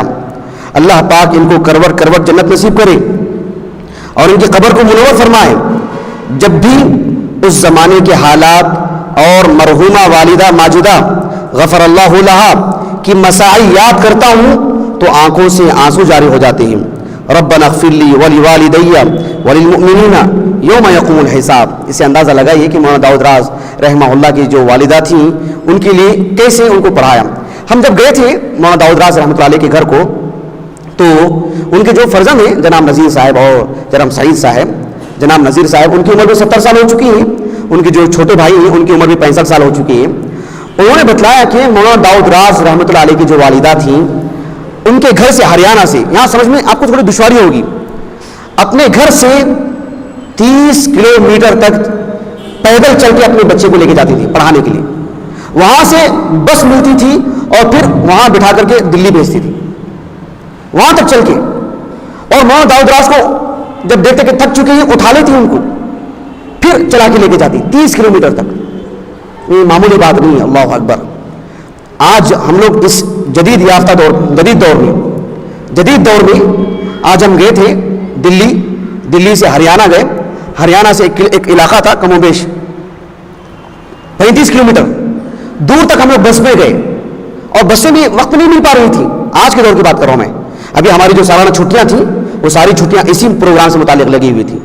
تو جب ہم لوگ وہاں پر پہنچے تو جناب نذیر صاحب جو مولانا داؤد راز صاحب کے فرزند ہیں حفظہ اللہ وہ کار لے کر آئے تھے. آج بھی وہاں بسیں نہیں آتی ہیں، کار میں جانا پڑتا ہے اور اندر کچا راستہ. یہ آج کی صورتحال ہے. اندر چلنا دشوار ہے. سبحان اللہ العظیم. اس دور میں ان کی والدہ نے کتنی محنت مشقت برداشت کیا اور یقیناً دیکھیے محنتیں اللہ تعالیٰ رائے گا نہیں جانے دیتا ہے. اللہ تعالیٰ ان کی قیمت جو ہے انہیں بھرپور عطا فرماتا ہے. مولانا داؤد راز رحمۃ اللہ علیہ بچپن ہی سے نہایت ذہین فطین، باتوں کو جلدی سے اخذ کرنے والے اور کم وقت میں سمجھنے والے. اللہ تعالیٰ نے آپ کو ایسا معاملہ رکھا تھا آپ کے ساتھ.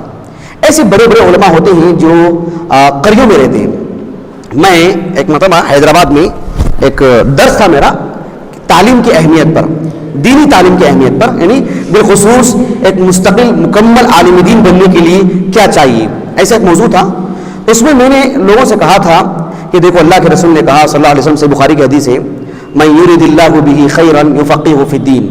اللہ تعالیٰ جب کسی کے ساتھ خیر کا ارادہ کرتا ہے یعنی اللہ کے ارادے پہ موقوف ہے، اللہ ارادہ کرے تو اللہ تعالیٰ دیکھو نا من کہا رب اللہ کے رسول نے صلی اللہ علیہ وسلم. ہم پڑھتے ہیں عموم میں، اس کے اندر خصوص نہیں ہے، خاص چہرے نہیں آتے اس میں، عموم میں جس کے ساتھ اللہ بھلائی کا ارادہ کرتا ہے اسے دین کی فقہ عطا فرماتا ہے. اس کے لیے جو لوگ کہتے ہیں نا میں علم حاصل کرنا چاہتا ہوں لیکن ہمارے پاس علماء نہیں ہے، علم حاصل کرنا چاہتا ہوں عمر بڑھ گئی ہے سمجھ میں باتیں آتی نہیں، میں علم حاصل کرنا چاہتا ہوں ماحول نہیں ہے، یہ نہیں وہ نہیں. شکایتیں کرنے والے ان کے پاس ایک ہی کام رہتا ہے شکایتیں کرنے کا، وہ اتنا ہی کر کے زندگی گزار سکتے ہیں. اور ان کی زندگی لکھی جائے تو شاکی لکھا جائے گا شکایت کرنے والا شخص. لیکن لوگ اللہ سبحانہ و تعالیٰ سے امید رکھتے ہیں، حسن ظن رکھتے ہیں، اللہ کے خزانوں پہ ان کی نظر ہوتی ہے تو حالات ان کی نظر نہیں ہوتی ہیں. میرے حالات کیا ہیں؟ اللہ سے دعا کریں اللہ فراہم کرے گا. ہمارے استاد محترم ڈاکٹر آر کے نور محمد حفظہ اللہ کس علاقے کے ہوں؟ پلی کنڈا اس کا نام ہے. نام دیکھ رہے ہیں آپ؟ ایک چھوٹا سا قریہ، کہاں سے نکلے کہاں پہنچے کیا ہیں دیکھو آپ. ڈاکٹر ضیاء الرحمن اعظمی کتنے مثالیں دیں ہم آپ کو. امام عبداللہ بن مبارک رحمہ اللہ ان کے والد محترم خوارزم کے تھے، ان کی والدہ ترکی کے تھی، کہیں سے کہیں ملاپ ہوا کہیں پیدا ہوا، کتنے حالات سے گزرے اور دیکھو دنیا کے امام بن گئے. تو یہ حالات دنیا کے اعتبار سے الگ ہوتے ہیں، اللہ کے ہاں فیصلے الگ ہوتے ہیں. تو یہ بات نہیں ہونی چاہیے کہ حالات ہیں یہ ہے وہ ہے، کتابیں نہیں ہیں دماغ نہیں ہے. اللہ سے دعا کیجیے، سمجھ میں نہیں آتا ہے اللہ سے دعا کیجیے، یہ ہونا چاہیے. لیکن لوگ اللہ سے دعا نہیں کرتے اور اللہ سے شکایتیں کرتی ہیں. میری عمر ہو گئی ہے میں سمجھ نہیں پاتا ہوں. آپ انہی الفاظ کو دعاؤں میں بدل دیجیے، وہی الفاظ کو آپ سمجھتے ہیں میں سمجھتا نہیں ہوں، انہی لفظوں کو آپ اللہ مجھے سمجھ عطا فرما دے. اللہ سے دعا کرنا چاہیے تو اللہ سبحانہ و تعالیٰ دل کے بندھنوں کو کھول دیتا ہے. تو مولانا داؤد راز رحمۃ اللہ علیہ یہ بچپن ہی سے خود اپنے بارے میں فرماتے ہیں وہ کہ بحمد اللہ اپنے تحقیقی طبعی رجحان کے تحت بیشتر علماء کرام کی علمی مجالس سے استفادہ کے مواقع حاصل ہوئے. یہ مولانا داؤد راز سے متعلق. مولانا داؤد راز رحمۃ اللہ علیہ پڑھائی کے دور سے ہی کتنے ذہین تھے. ان کے استاذ محترم کی زبانی سنیے. ان کے استاذ محترم کئی ہیں. ایک تھے عبد الجبار شکراوی رحمہ اللہ. وہ کہتے ہیں کہ مسجد اہل حدیث موری دروازہ دہلی, ہم لوگ گئے تھے یہاں پر الحمدللہ, مدرسہ حمیدیہ کے نام سے ایک عربی مدرسہ قائم تھا. فراغت کے بعد, اپنے بارے میں فرماتے ہو, فراغت کے بعد بحیثیت مدرس و امام و خطیب میرا تقرر ہوا. میں اس مدرسہ میں قرآن و حدیث کا درس دیتا تھا. متعدد طلباء تعلیم پاتے تھے. مولوی محمد داؤد ان طلباء کے ہمراہ میرے درس میں شریک ہوتے. صدر بازار سے میرے پاس مدرسہ مذکور میں آتے تھے اور مشکات شریف و دیگر کتب جو زیر درس تھیں شامل ہو کر پڑھتے رہے. ماشاءاللہ اچھے ذہین و ذکی و طبع تھے. اثناء درس میں جب میں طلباء سے سوالات کرتا تو سب سے بہتر جواب دیتے تھے. سمجھ میں بات آپ کو, اساتذہ کی زبانی اس طرح کے کلمات بہت بڑی بات ہوتی. آج صبح میں مولانا عبدالجلیل مکی صاحب بتا رہے تھے کہ ان کے اساتذہ نے ان کے بارے میں کتنی بڑی باتیں کہی. اساتذہ جب اپنے طلباء کی تعریف کرتے ہیں تو وہ بہت بڑی بات ہوتی ہے. مجھے یاد ہے میں مولانا ثناء اللہ مرسلی کی زندگی پڑھ رہا تھا تو ان کے بارے میں آتا ہے کہ ان کے جو استاذ تھے مولانا عبد المنان وزیر آبادی, نام سنا آپ لوگوں نے؟ ہاں, یہ آج کا دن ہے, اس کے بعد ہم نہیں بولیں گے. اس کا مطلب یہ ہے کہ دلچسپیاں نہیں ہیں, یہی مانا جائے گا. ممکن ہے پہلی مرتبہ میں بھی آپ کے سامنے ذکر کر رہا ہوں. مولانا عبد المنان وزیر آبادی بہت بڑے عالم دین, نابینا محدث کبیر, میاں صاحب کے شاگرد. ان سے پوچھا گیا کہ انہوں نے خود کہا کہ اگر کل اللہ قیامت کے دن مجھے پوچھے کہ عبد المنان ہم نے آپ کو علم دیا, حدیث کا ماہر بنایا, کیا کیا تم نے, تو میں ثناء اللہ مرسلی کا ہاتھ پکڑوں گا اور کہوں گا دیکھو اللہ میں نے اس کو تیار کیا. سبحان اللہ, اپنے تلامذہ پر یہ اعتبار, اتنی قوت. تو مولانا عبد الجبار شکراوی رحمہ اللہ اپنے طلباء کے بارے میں ایسی بات کہی. مولانا داؤد راز رحمۃ اللہ سے متعلق ایک بات پڑھنے میں آئی, بہت عجیب و غریب بات. سبحان اللہ, بہت کم لوگ اس سے بچتے ہیں. مولانا اسماعیل سلفی ندوی حفظہ اللہ کہتے ہیں کہ آپ فطرتاً ذہین و فہیم تھے, محنتی تھے, جفاکش تھے. اب اس کے بعد دیکھو یہ چیز قابل غور کہ بچپن کی کوئی حرکت قابل ملامت نہیں دیکھی گئی. یعنی مولانا داؤد راز رحمۃ اللہ علیہ شعور کی عمر کو پہنچ گئے تبھی نہیں, بچپن ہی میں جن لوگوں نے آپ کو دیکھا ہے ایسی کوئی زندگی میں آپ کا معاملہ نہیں رہا ہے کہ آپ کو کان پکڑنے کا موقع ملے, کسی کو کوئی آپ کو ڈانٹا ہو, آپ نے موقع ہی نہیں دیا اس کا. اللہ اکبر, سبحان اللہ, بہت بڑی بات ہے. سبحان اللہ العظیم. جی چلیے ایک اور بات پڑھتے ہیں. مولانا داؤد راز رحمۃ اللہ علیہ کی تعلیم, تربیت, آپ کے اساتذہ, آپ کے تلامذہ, ان سے متعلق ہم لوگ پڑھیں گے انشاءاللہ.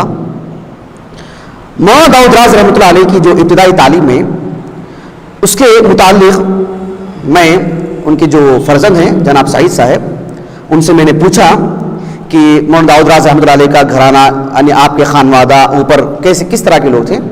تو انہوں نے ایک عجیب بات کہی آج صبح میں, کہا کہ مولانا داؤد راز رحمۃ اللہ علیہ کے گھرانے میں والدہ کی طرف سے بھی والد کی طرف سے بھی کوئی بھی عالم دین نہیں, کوئی بھی عالم دین نہیں. آپ عالم دین ہیں, اللہ نے آپ کا انتخاب فرمایا, اس لیے کہ من یرید اللہ بہ خیرا یفقہہ فی الدین. علم دین کس کے ارادے پر ہے؟ اللہ کے ارادے پر موقوف ہے. حافظ بن حجر رحمہ اللہ فتح الباری میں لکھتے ہیں کہ وذلک لا یکون الاکتساب فقط بل لمن یفتح اللہ علیہ, کہ یہ اکتساب سے میں ذہین ہوں, میرا حافظہ مضبوط ہے, میرے والد عالم ہیں, گھرانہ علمی گھرانہ ہے, میں ایک لائبریری میں رہتا ہوں, میں شہر میں رہتا ہوں, یہ سب باتیں اپنی جگہ پر. اللہ کا ارادہ نہیں ہے, سبحان اللہ, اسے سب کچھ مل سکتا ہے, علم دین نہیں ملے گا اس کو. علم دین چاہیے, اللہ کا ارادہ ہے, اس کی والدہ کافرہ بھی ہے, اس کے بطن سے اللہ نکال کے اسے علم دین سے نوازے گا, اسے امام الدنیا اللہ بنائے گا اگر اللہ کے ارادے پر چیز موقف ہو تو. تو آپ کے گھرانے میں کوئی بھی عالم دین نہیں, آپ کے ددھیال میں, ننیال میں کوئی بھی عالم دین نہیں. آپ پہلے شخص ہیں جو آپ کے خانوادے میں عالم دین ہیں, بلکہ آپ پہلے شخص ہیں اور اب تک کے اعتبار سے بھی آپ پہلے ہی شخص ہیں. آپ کے ایک پوتے جن کا نام نور الدین جن کا انتقال ہو چکا ہے, وہ غالباً جامعہ سلفیہ بنارس میں انہوں نے تعلیم حاصل کی, لیکن ان کا انتقال ہو گیا. اس اعتبار سے ابھی آپ کے پورے خاندان میں مستقل طور پر کوئی عالم دین نہیں ہے. مولانا داؤد راز رحمۃ اللہ علیہ ابتدائی تعلیم اپنے گاؤں میں پڑھی. پھر اس کے بعد اللہ تعالیٰ نے ان کے لیے ایسا ماحول بنایا کہ ان کی والدہ نے انہیں دلی لے گئیں, اور دلی میں جب وہ گئے تو دلی میں انہوں نے تعلیم حاصل کیا کئی مدارس میں. یعنی آپ کو تھوڑا سمجھنا پڑے گا, آج سے آپ 100 سال پہلے جائیے, 1914 میں, 1915 میں, 1920 کے آس پاس میں. آپ اس دور کا دلی اپنے دل و دماغ میں رکھیے, آج کا دلی نہیں, جہاں ہندوستان متحدہ ہندوستان تھا, بٹوارا نہیں ہوا تھا, بڑے بڑے اجلا, اکابر, افاضل, مشائخ وہاں پر موجود تھے, وہ دلی. لیکن صورتحال یہ تھی کہ آج جس طرح سے ہمارا ایک ادارہ ہے جامعہ محمدیہ, آج کا جو تعلیمی انداز ہے, میں جامعہ محمدیہ کی بات نہیں کر رہا ہوں, آپ پورے ہندوستان, پوری دنیا کی بات کر رہا ہوں. آج کا تعلیم کا ماحول کیسا ہے کہ کلاس روم بنائے جاتے ہیں, اور سال کے اعتبار سے طلبہ کی ایک مستقل ایک نشست ہوتی ہے, اساتذہ کی باریاں ہوتی ہیں, اور وقت وقت پہ استاد اپنا حصہ لینے کے لیے آتا ہے. ایک صورتحال ہے. اس دور میں ایسا معاملہ نہیں تھا. اکثر و بیشتر جو تدریسی خدمات پر انجام دے رہے تھے, تدریسی خدمات انجام دے رہے تھے علماء, ان کی مساجد ہوتی تھی, مسجدوں میں رہ کر کے, مدرسہ حمیدیہ یا مسجد سعیدیہ, مسجد حمیدیہ, مسجد اس طرح سے وہاں ان کا حلقہ لگتا تھا. تو ایسا ہوتا تھا کہ کوئی مشکات پڑھا رہا ہے تو ان کی مسجد میں جانا, ان کے پاس پڑھنا, وہ پڑھ لینے کے بعد وقت نکال کے دوسری مسجد میں جانا, کافی دور چل کر کے جانا. ایسا نہیں کہ آپ یہاں سے وہاں گاڑی میں جا رہے ہیں, کون دے گا اتنا پیسہ, کہاں سے آئے گا اتنا پیسہ, یہاں سے اتنی دوری پہ جانا, اور دور دراز علاقوں سے آتے, کھانے پینے کا بندوبست کون کرے گا. کوئی مدرسہ ایسا نہیں تھا جہاں اساتذہ تعلیم, پہلے مدرسے بات نہیں تھی, وہاں پہ مدرسے نہیں تھے, مسجدیں تھیں, مسجدوں میں تعلیم دیتے تھے, اور شکل یہ ہوتی تھی کہ ایک استاد تعلیم دے رہے ہیں, بس قصہ ختم, وہ اپنی زندگی. دوسرا مادہ پڑھنا ہو تو دوسری مسجد کو جائیں, وہاں جا کر کے پڑھیں, اور پھر کھانے پینے کے سلسلے میں خود ہی اپنا کوئی راستہ نکالیں.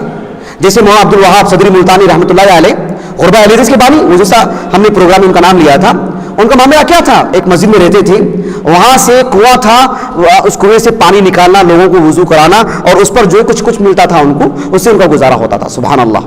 یہ چیز, کوئی کولی کا کام کرتے تھے, کوئی مل کا کام کرتے تھے, اسٹیشن میں جانا, کولی کا کام کرنا, اور آ کے پڑھنا پڑھانا. سبحان اللہ. یہ صورتحال, اس میں ان کے وقت میں کتنی برکت تھی. دیکھیں آپ, یہاں پر 1 منٹ نہیں ہوتا ہے کہ دوسرا استاد آ جاتا ہے, دوسری گھنٹی بجتی ہے, تیسرا استاد آ جاتا ہے, اس کے بعد چوتھا استاد. اللہ سے خیر کیا, ہم چونکہ مطالعہ اکثر نہیں کرتے جتنے کہ مادیات کے لیے دعائیں کرتے ہیں. یہ صورتحال ہے, یہ ہمارے لیے عبرت کی بات ہے. ہمارے ہاتھ اٹھتے ہیں ہمارے کپڑوں کے لیے, کھانے کے لیے, اس کے لیے, اس کے لیے, کتنا ہم نے اللہ کے دین کے لیے مانگا. دیکھو نا ان کے پاس یہاں سے وہاں تک جانے کے لیے کتنا وقت, اس کے باوجود دنیا کے نام اور علماء پیدا بنے ہو. سبحان اللہ. تو یہ معاملہ تھا ان کا. محلے کے کوئی بڑے افراد ہوتے, کوئی اثر رسوخ والے, وہ کہتے کہ چلو 4-5 طلبہ کو میں سنبھال لیتا ہوں. ناشتہ عمومی طور پر نہیں کرتے تھے لوگ, ظہرانہ اور عشائیاں جو ہے ہمارے گھر میں. پھر اس طرح کی صورتحال ہوا کرتی تھی. اور رہنے کے لیے مسجد کے چوکھٹ پر, یا مسجد کے جو بڑا کہیں سین ہو وہاں پر سو جائیں, یہ ان کی زندگیاں. ایسے جفاکش لوگ. اسی لیے جب ان کے ہاتھ میں سند دیتے تو ان کو سمجھانے کی اور ان کو سکھانے کی اور ان کو ماحول بتلانے کی ضرورت نہیں تھی. ان کے لیے پیاس, بھوک, موسم کا تبدیل ہونا, کوئی چیز کبھی حائل نہیں ہوئی ان کے لیے چیز. اس لیے کہ پڑھائی کے زمانے میں جفاکش, یہاں معاملہ ایسا نہیں تھا کھانا برابر نہیں مل رہا ہے کوئی شکایت کر لیں. میں جامعہ محمدیہ کی بات نہیں کر رہا ہوں, لیکن سمجھیے آپ ذرا, اس کے اوپر اٹھ کے سمجھیے آپ. اگر ہم کہیں کہ ہمیں کھانا برابر نہیں مل رہا ہے, یہ برابر نہیں مل رہا ہے, یہ برابر نہیں مل رہا ہے, ایک طالب علم کو زیب نہیں دیتا ہے, بھلے ہی ہم فیس بھر کے پڑھ رہے ہیں, لیکن یہ زیب نہیں دیتی. یہ چیزوں کو ہم نمایاں کریں, یہ چیزیں ہمارے لیے رکاوٹ بن جائیں. میں تعلیم چھوڑ دیا کیوں, اس لیے کہ کھانا میرے لیے سیٹ نہیں ہوا. تعلیم چھوڑ دیا کیوں, اس لیے کہ میرے لیے یہاں پر بستر صحیح نہیں تھا. تعلیم چھوڑ دیا کیوں. سبحان اللہ. ایسے لوگوں سے توقع رکھ سکتے ہیں ہم آگے مبلغ بن کے جائیں گے, ایسے لوگوں سے امید رکھ سکتے ہیں یہ کسی کا بھلا سوچیں گے نہیں. پر یہاں پرورش ایسی ہو رہی, ذہنی ایسا بن رہا ہے, اور کتنی بڑی سند مل رہی, اتنی بڑی سیلری کی جو ہے ایک بھوت سوار ہو رہا ہے. اللہ اکبر. ایسا نہیں ہونا چاہیے. بے روز خادم دین تھے یہ لوگ. تو یہ ان کا انداز تھا, یہاں وہاں جا کے پڑھنا, علماء کے پاس بھیک مانگتے تھے پڑھنے کے لیے. تو اس طرح سے ہمارے علماء نے مختلف مدارس میں جا کے پڑھے. ایک مدرسہ تھا, مدرسہ حمیدیہ. حافظ حمید اللہ صاحب کو جانتے ہیں آپ لوگ؟ حافظ حمید اللہ صاحب جی کون ہے ذرا بلند آواز سے. دلی میں رہتے تھے, اتنا ہی تعارف. یہ میں سمجھتا نہیں کہ بہت بڑا تعارف ہے, آپ برا مت مانیں اللہ کے لیے, جی اللہ تعالیٰ آپ کی اس چیز کو بھی قبول فرمائے. لیکن یہ بتانا چاہ رہا ہوں کہ جو یہ ایک الگ چیز ہے کہ وہ دلی میں رہتے تھے. کون تھے وہ, کیا تھے؟ اور کچھ میں پوری دیانتداری سے کہتا ہوں شیخ, میں آپ سے نہیں پوچھ رہا ہوں, سبحان اللہ بڑی بے ادبی ہو جائے گی, لیکن میں بڑی دیانتداری سے کہہ رہا ہوں کہ قصور ان کا نہیں ہمارا ہے. ہم نے ہمارے اسلاف سے جوڑا نہیں, ان کو بتلایا نہیں ہوگا, شاید یہی وجہ ہے. یہ حاتم جماعت تھی. کون تھے؟ حاتم جماعت. ان کے دونوں ہاتھ کھلے, ان کی پوری تجوریاں کھلی تھیں. انہوں نے کیا کچھ کیا آپ اندازہ نہیں لگا سکتے. اللہ کی توفیق سے, اللہ کے فضل سے, یہ ہمارے جو حافظ حمید اللہ صاحب ہیں, انہوں نے جو خرچ کیا امت مسلمہ کے لیے آپ اندازہ نہیں لگا سکتے. انشاءاللہ ان کی زندگی پر کبھی میں پروگرام کروں گا انشاءاللہ باذن اللہ تعالی. یہ حافظ حمید اللہ صاحب 1950 ان کا سن وفات ہے. 95 سال کی عمر میں ان کا انتقال ہوا. بہت عظیم شخصیت, آپ کے تصورات میں ایسا نہیں آ سکتا کہ یہ کون تھے. حافظ حمید اللہ صاحب ان کا ایک مدرسہ تھا, مدرسہ حمیدیہ کے نام سے. انہوں نے وہاں جا کر کے ایک استاذ محترم تھے مولانا سلیمان صاحب, ان سے اردو دینیات کی کتابیں پڑھی. پھر اس کے بعد مولانا خالد حنیف صدیقی جن کی یہ کتاب ہے تراجم علماء اہل حدیث جلد اول, اس کی دوسری جلد بھی آ چکی ہے, مجھے اس کا علم نہیں ہے. ہم دلی گئے تھے, جب دلی گئے تھے تو یہ دلی میں نہیں تھے, ملاقات نہیں ہو سکی ان سے. کم و بیش 60 سال کی عمر ہے ان کی. مولانا خالد حنیف صدیقی صاحب, انہوں نے لکھا ہے کہ مولانا داؤد راز رحمۃ اللہ علیہ نے اسی مدرسے میں حافظ عنایت اللہ وزیر آبادی, ان سے متعلق بہت تلاش کیا, معلومات نہیں مل سکی. حافظ عنایت اللہ وزیر آبادی اور شیخ الحدیث عبد الجبار سوگ پوری سے سنن اربع انہوں نے پڑھی. پھر اس کے بعد ایک دوسرا مدرسہ تھا, مدرسہ دار الکتاب والسنہ. یہ مولانا عبد الوہاب صدری ملتانی ان کا مدرسہ تھا. بہت بڑے محدث تھے آپ, بڑے عظیم عالم دین تھے. اس کے مؤسس بھی تھے, وہ وہاں کے مدرس بھی تھے. مولانا نے ان سے صرف و نحو, بلوغ المرام اور دیگر فنون کے ساتھ صحیح بخاری, صحیح مسلم بھی انہیں سے پڑھا. مولانا داؤد راز رحمۃ اللہ علیہ کے اساتذہ, کئی اساتذہ ہیں. اب یہ نہیں پوچھ سکتا کہ میں مولانا داؤد راز صاحب کے اساتذہ کون ہیں. ایسی قوم سے جو مولانا داؤد راز صاحب کو نہ جانتے ہوں, ان سے ان کے اساتذہ کے بارے میں کیا پوچھوں, کیسے؟ لیکن پھر بھی کوئی بتلا سکتے ہیں مولانا داؤد راز رحمۃ اللہ علیہ کے اساتذہ. عبد الوہاب, مولانا عبد الوہاب دہلوی نام کے تقریباً 6 علماء تھے اس دور میں.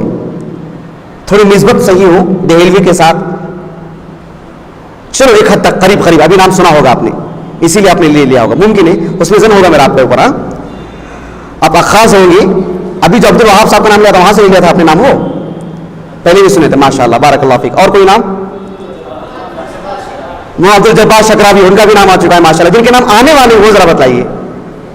ہاں, اور کوئی نام؟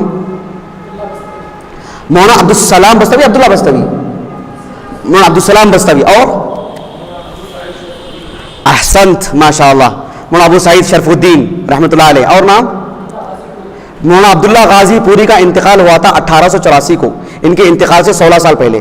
جی ہاں, اور کوئی نام؟ چلیے یہ بھی بہت بڑی بات ہے ماشاء اللہ. مولانا عبداللہ غازی پوری وہ بڑے عالم دین, جو مولانا عبد الجبار, اب غازی پوری بولے نا آپ یا غزنوی بولے آپ؟ ہاں غازی پوری, غازی پوری جی. مولانا عبداللہ غزنوی ایک تھے, وہ مولانا عبد الجبار غزنوی کے والد تھے. چلیے, تو ان کے کئی اساتذہ ہیں.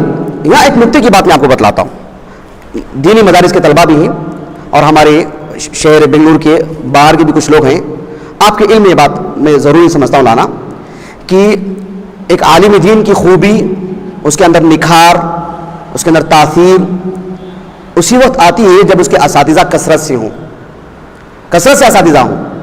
ہم دیکھتے ہیں بعض لوگوں کو شروع سے لے کر آخر تک ایک ہی کے پاس پڑھتے ہیں, ایک ہی سے تعلق, ایک ہی کی باتیں, ایک ہی سے ملی جلی باتیں. ایسا نہیں ہونا چاہیے. وہ عمومی طور پر ایسے افراد مقلد بن جاتے ہیں, سوچنے سمجھنے کی قوت ان کی کم ہو جاتی ہے. کثرت اساتذہ یہ کسی فرد کے عظیم ہونے کی دلیل ہے. آپ محدثین کی زندگیاں جا کے پڑھ کے دیکھو. آپ امام بخاری رحمہ اللہ نے 1000 کم و بیش اساتذہ سے پڑھا. معمولی بات ہے, انگلی ایک ہے لیکن 1000 سمجھ رہے ہیں آپ, معمولی بات نہیں. کثرت اساتذہ خیر پر دلالت کرتی ہے. محدثین کے پاس کسی راوی کا جو ذوق ہوتا ہے, اس کے اسباب میں سے اس کی شرح الگ ہے, اس کی نسبت الگ ہے کہ کتنا اثر دکھائی دیتا ہے اس میں. تو کسی استاذ کے, کسی محدث کے, کسی عالم دین کے اساتذہ کا قلیل ہونا, وہ بھی ایک اثر دکھائی دیتا ہے اس کا. تو کثرت اساتذہ یہ بہت بڑی بات ہوتی ہے. آج چلو ہمارے اندر توانائی کی کمی ہے, قوت کی کمی ہے, بھاگ دوڑ شاید نہیں کر سکتے ہم. اللہ نے ہمیں ایک ایسے ماحول عطا کیا کہ ہم ایک جگہ پر دیگر اساتذہ سے مختلف فنون کے ماہرین ایک ساتھ پڑھ لے رہے ہیں. پرانے دور میں ایسا نہیں تھا. وہ فن کے پاس وہاں جاؤ, وہاں سے وہاں جاؤ, وہاں سے وہاں جاؤ, اس کے لیے کیا کرنا ہے سب آپ ہی کرو, ایسا معاملہ. اس کے باوجود بھی اساتذہ کی تعداد 400-500. امام طبرانی رحمہ اللہ, ان کی جو المعجم الکبیر دیکھ رہے ہیں آپ, کیا مطلب ہے اس کا؟ اپنے اساتذہ کی نشاندہی. معاجم کس کو بولتے ہیں؟ اپنے اساتذہ سے متعلق مرویات لاتے ہیں اس میں. ابن السکن رحمہ اللہ, امام نسائی رحمہ اللہ, ابن حجر, امام زاہبی اپنے مشائخ کو بیان کرتے ہیں المشیخہ کے نام سے. یہ کون کون ہمارے اساتذہ ہیں؟ امام بیہقی رحمہ اللہ کے اساتذہ کون ہیں؟ اس پر کتابیں خود امام بیہقی نے لکھی. ایسے اہل علم اتنی بڑی تعداد, نام یاد نہیں رکھ پاتے. صرف الف با تا سے شروع کرتے ہیں, حروف الہجا سے, الف سے 200 کے قریب نام آ جاتے ہیں. کون یاد رکھے گا؟ اللہ اکبر. با سے 50 نام, تا سے 50 نام, ایسے نام, اتنی بڑی تعداد میں مشائخ. تو کثرت مشائخ آدمی کے خیر پر دلالت کرتے ہیں. تو ہماری آپ سے ادباً ایک مخلصانہ رائے ہے اور ایک رخ دینا کا مطلب ہے کہ یہاں آپ پڑھائی کرنے کے بعد بھی آگے آپ جائیں اور چھٹیوں میں بڑے علماء سے جا کے ملاقات کریں. آپ کے پاس 10 دن کی چھٹیاں ملتی ہیں, آپ کسی عالم کے پاس جائیں, ان کے پاس 2 دن پڑھیں, ان کی صحبت میں رہیں. کسی نامور عالم دین کے پاس دیگر چھٹی میں جائے. اکثر میں آپ کو کیسے بتاتے رہتا ہوں, ایسا ہونا چاہیے. علمی دورے ہوں, بڑے مشائخ سے لقاءات ہوں, ان سے جو ہے روابط ہو, اور ان سے یہ تعلق آدمی کا سنجیدگی, شعور اور اس کی کم عمر میں زیادہ پختگی لے کر آ جاتی ہے. ورنہ آدمی دیکھتے ہیں کہ 50 سال ہو گئے, 60 سال ہو گئے, کچھ اثر نہیں دکھائی دیتا. یہی وجہ ہے اس کی, یہ کبھی انہیں سیدھا رخ نہیں ملتا ہے. ایک ہوتی سند اپنے مدرسے کی, ایسا نہیں ہونا چاہیے. تو اس کا آپ لحاظ کیجیے. چلیے, تو مولانا داؤد راز رحمۃ اللہ علیہ, ان کی جو اساتذہ ہیں ان کی تعداد بھی بہت زیادہ ہے. اور آج کے دور میں رحلات جسے بولتے ہیں, الرحلہ العلمیہ, یہ میسور کا جو ٹور دیتا ہوں وہ نہیں بول رہا ہوں میں آپ کو, وہ ایک الگ چیز ہے, تفریح انداز ہے اس کا. لیکن محدثین کے پاس الرحلہ کہتے ہیں علم کے خاطر سفر کرنا, علم کے خاطر. عبداللہ بن لہیعہ رحمہ اللہ 174 ہجری سے وفات ہے ان کا. حافظ خطیب بغدادی رحمہ اللہ نے ان کے حق میں ان کے ذوق کی طرف اشارہ کیا ہے. وہ ان کی زندگی میں رحلات کم ہیں. محدثین کی سنت ہے تو آپ اپنا پیسہ جمع کیجیے, کھانا پینا کم کیجیے, اور اپنے پیسوں کو جو ہے سکیڑیے. آپ 10 روپے کی جگہ میں آپ 2 روپے کھائیے, اتفاق کیجیے, قناعت کیجیے. وہ 8 روپے جمع کیجیے, 8 دن کے, 10 دن کے, مہینے کے 100 روپے بنائیے, اور چھٹی میں ان پیسوں پہ ماں باپ پہ بوجھ ڈالنے کے بجائے ان پیسوں سے آپ اہل علم کی طرف دورہ کیجیے, آپ ان کا رخ کیجیے. آپ کی علم پختگی آئے گی. وہ 1-1 روپیہ آپ کے لیے 1-1 ہزار, 1-1 لاکھ کا کام کرے گا آگے جب آپ میدان عمل میں آئیں گے تو انشاءاللہ. تو آپ جو ہے اس طرح سے ہمارے اہل علم کو نمونہ بنائیے. مولانا داؤد راز رحمۃ اللہ علیہ کے اساتذہ میں سے ایک نام آتا ہے مولانا سلیمان صاحب. ممکن ہے ان کے متعلق کوئی معلومات نہیں مل سکی, ہو سکتا ہے یہ چھوٹی موٹی دینیات پڑھاتے رہے ہوں, لیکن آغاز میں ان کا اہم رول رہا ہے. مولانا ابو محمد عبد الجبار صاحب, شیخ الحدیث دارالعلوم شکراوا, آپ سے مشکات پڑھی. اور یہ اتنے عظیم عالم دین ہیں کہ مولانا داؤد راز رحمۃ اللہ علیہ نے جو صحیح بخاری لکھی 30 پارے اس کے تھے, اس میں نظر ثانی کا کام مولانا عبد الجبار شکراوی نے کیا, اور مولانا عبدالسلام بستوی نے. مولانا عبد الجبار شکراوی نے کل پاروں کا نہیں کیا, پارہ نمبر 13 سے اواخر تک انہوں نے ہی نظر ثانی کی تھی, مولانا عبد الجبار شکراوی رحمۃ اللہ علیہ. بہرحال مولانا داؤد راز رحمۃ اللہ علیہ اپنے اس استاد سے متعلق کہتے ہیں, عبد الجبار شکراوی سے متعلق, کہ حضرت الاستاذ مولانا ابو محمد عبد الجبار صاحب اس عظیم جماعت کے ایک فرد فرید کی حیثیت سے باقی رہ گئی ہیں. سب ایک ایک کر کے اللہ کو پیارے ہو گئے. اللہ تعالیٰ آپ کی عمر میں برکت عطا فرمائے. یہ اس وقت کی بات ہے, 1985 میں ان کا بھی انتقال ہو گیا. اللہ تعالیٰ آپ کی عمر میں برکت عطا فرمائے, اور آپ کے زیر سایہ مجھ کو تکمیل بخاری شریف کی سعادت نصیب فرمائے. تو یہ ان کی حیثیت تھی مولانا داؤد راز صاحب کی نظر میں. ایک اور نام آتا ہے مولانا عبد الرحمن پنجابی رام پوری. یہ کون ہے؟ ان کے بارے میں مجھے زیادہ معلومات نہیں مل سکی. البتہ ایک بات یہ معلوم ہوئی کہ مولانا خالد حنیف صدیقی نے حفظہ اللہ لکھا ہے اس میں کہ ایک عالم دین تھے مولانا فقیر اللہ پنجابی. نام جانتے ہیں آپ لوگ؟ مولانا فقیر اللہ پنجابی مدراسی, نام کوئی جانتے ہیں ان کا؟ بنگلور والے کتنے ہیں یہاں پر؟ بنگلور والے آپ کو اپنے بارے میں بھی نہیں معلوم ہے؟ ہاں, اتنی تاخیر کرنے وقت ہمارے پاس کم ہے. بنگلور والے کون کون ہیں؟ یہ آسان سی بات ہے, اس میں تکلف کی کیا بات ہے بولی جی. تو بنگلور والوں سے بڑا تعلق ہے. یہ بنگلور آئے تھے. میں ان کی زندگی سے متعلق زیادہ نہیں بتاؤں گا کیونکہ ہمارا موضوع نہیں ہے, لیکن خلاصہ یہ ہے کہ یہ کافی پہلے کم و بیش آج سے 100 سال قبل, کم و بیش 100 سال قبل ایک بریلوی عالم تھے یہاں پر جو لوگوں کو الجھا کے رکھے تھے. تو یہاں کے بنگلور والوں نے میاں نذیر حسین محدث دہلوی رحمۃ اللہ علیہ کو خط لکھا کہ کسی عالم دین کو بھیجو. تو انہوں نے مولانا فقیر اللہ پنجابی پنجاب کے تھے, ان کو بھیجا. بڑے عظیم عالم دین, بڑے عظیم مجاہد, انگریزوں کے خلاف بہت ان کی کارکردگی رہی ہے. وہ بنگلور آئے اور آنے کے بعد, وہ بنگلور کے تھے, وہ پنجاب کے تھے, آنے کے بعد جو باتیں ہوئی, مناظرے ہوئے, جو دروس ہوئے, اس کے بعد مولانا سلطان صاحب کی جو سلطانیت تھی وہ نظر نہیں آ رہی تھی. بعد میں مولانا فقیر اللہ پنجابی یہیں رہے, ایک مدرسہ قائم کیے, پیرنا بیٹھ گئے, وہاں ایک مدرسہ قائم کیے. بنگلور میں 1923 میں ان کا انتقال ہوا. تو ان کے یہ بھائی ہوئے مولانا عبد الرحمن پنجابی, لیکن ان کی زندگی مجھے کہیں نہیں مل سکی. مولانا اسحاق بھٹی رحمۃ اللہ علیہ دبستان حدیث ان کی جو کتاب ہے اس میں مولانا فقیر اللہ پنجابی سے متعلق بہت تفصیل سے لکھا, پڑھے گا, لیکن کہیں بھی یہ نہیں لکھا ہے کہ عبد الرحمن پنجابی ان کے بھائی ہیں, کہیں نہیں لکھا. عمومی طور پر مولانا اسحاق بھٹی پورے گھرانے پہ گفتگو کرتے ہیں. ممکن ہے انسان ہے, ان کے شاید علم میں یہ بات نہ آئی ہو کہ ان کے بھائی ہیں. یہ صرف خالد حنیف صدیقی صاحب جو تھے مولانا, انہوں نے یہ بات لکھی ہے کہ یہ ان کے بھائی تھے, سگے بھائی. بہرحال ایک تھے مولانا عبد الجلیل سامرودی, بہت عظیم شخصیت, 1972 ان کا سن وفات ہے. ان کے نواسے سے ایک مرتبہ ملاقات ہوئی تھی یہاں پر جامعہ محمدیہ میں. وہ بھی کافی بڑی عمر کے, کم و بیش 65 سال کی عمر کے ہیں. ان کے فرزند غالباً یہیں کے فارغ ہیں, جامعہ محمدیہ یہاں کے یا مالیگاؤں کے, مدنی بھی ہیں. تو یہ مولانا عبد الجلیل سامرودی بڑے عظیم عالم دین, کئی کتابوں کے مصنف, 1972 میں ان کا انتقال ہوا. ایک صاحب تو مولانا عبد الطیف صاحب, ان کے بارے میں مجھے کچھ نہیں معلوم. مولانا عبد الوہاب صدری, یہ تو بڑی عظیم شخصیت ہے جن کے بارے میں کافی ذکر ہو چکا ہے. اور ان سب کے ساتھ ساتھ محدث کبیر جو آپ نے نام لیا, آپ کو انعام دینا پڑے گا انشاءاللہ, مولانا ابو سعید شرف الدین دہلوی. ان کے بارے میں اس میں آپ پڑھیے. مولانا ابو سعید شرف الدین بہت عظیم محدث, میاں نذیر حسین محدث دہلوی کے شاگرد, دلی میں رہتے تھے. اس کے بعد کراچی چلے گئے اور کراچی سے ایک مرتبہ واپس آئے, ممبئی آئے تھے. یہ 1960 کی بات ہے. پھر وہاں سے پاکستان چلے گئے کراچی میں. 1960 پر 1 میں ان کا انتقال ہو گیا. مولانا ابو سعید شرف الدین یہ بہت بڑے محدث, مولانا داؤد راز رحمۃ اللہ علیہ جو انہوں نے صحیح بخاری کی شرح کی ہے, ہر پارے کے شروع میں لکھا ہے کہ اس کے مترجم کون ہے, شارح کون ہے. شارح تو یہی داؤد راز صاحب. اور پھر لکھتے ہیں امتنان کے طور پر کہ میں ابو سعید شرف الدین حفظہ اللہ کا ایک شاگرد ہوں. ہر جگہ پر لکھتے ہیں, سبحان اللہ. تو مولانا داؤد راز نے رحمۃ اللہ علیہ ان سے سب سے زیادہ استفادہ کیا. جب ہم لوگ عمر آباد گئے تھے, جامعہ دارالاسلام عمر آباد کو, وہاں مولانا ظہیر الدین اثری رحمانی جن کی عمر کم و بیش 93-94 سال ان کی عمر چل رہی ہے, ابھی 95 سال کم و بیش ہو سکتی ہے. تو انہوں نے کہا تھا کہ ہندوستان کے اعتبار سے آپ خاتمۃ الحفاظ تھے, آپ کے بعد ان جیسا کوئی محدث ہمیں نظر نہیں آتا ہے, اتنے جلیل القدر.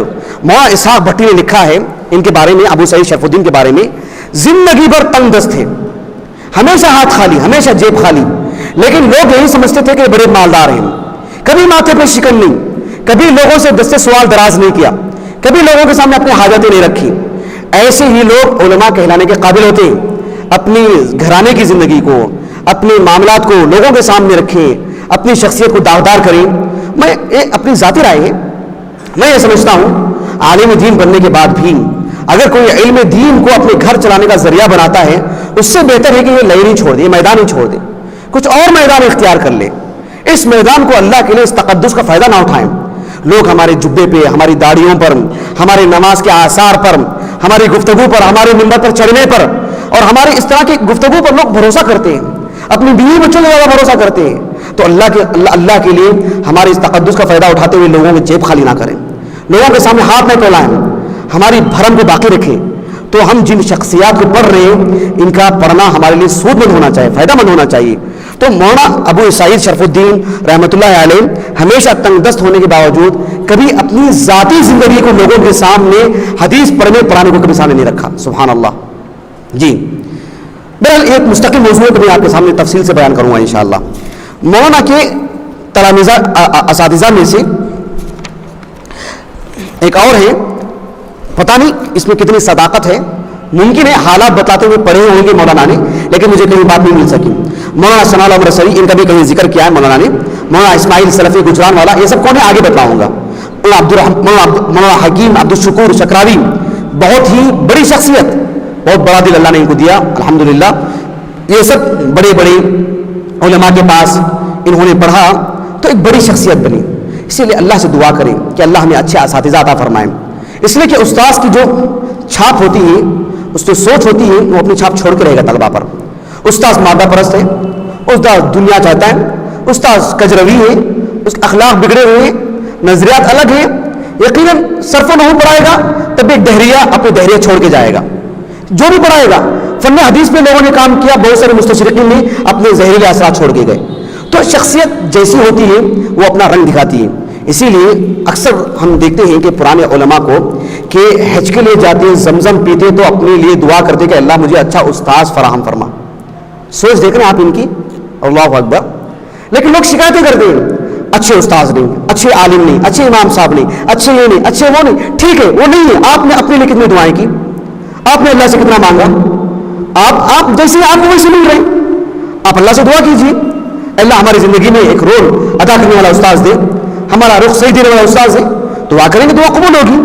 تو ہمارے ان علماء نے اچھے اساتذہ کی دعائیں کی. ان کی دعائیں بھی بتاؤں گا آگے, مولانا داؤد راز صاحب کی کیسی دعائیں ہیں, وہ دعائیں آپ کے سامنے رکھوں گا کہ وہ دعائیں کتنی رنگ لاتی ہیں. کہ اچھے اساتذہ فراہم ہو جانا یہ ایک طالب علم کے لیے بہت بڑی بات ہے, بہت بڑی بات ہے.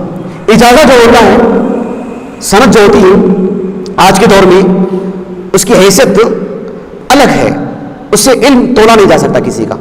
لیکن پرانے دور میں کسی کو اجازت مل جانا بہت بڑی بات ہوتی تھی.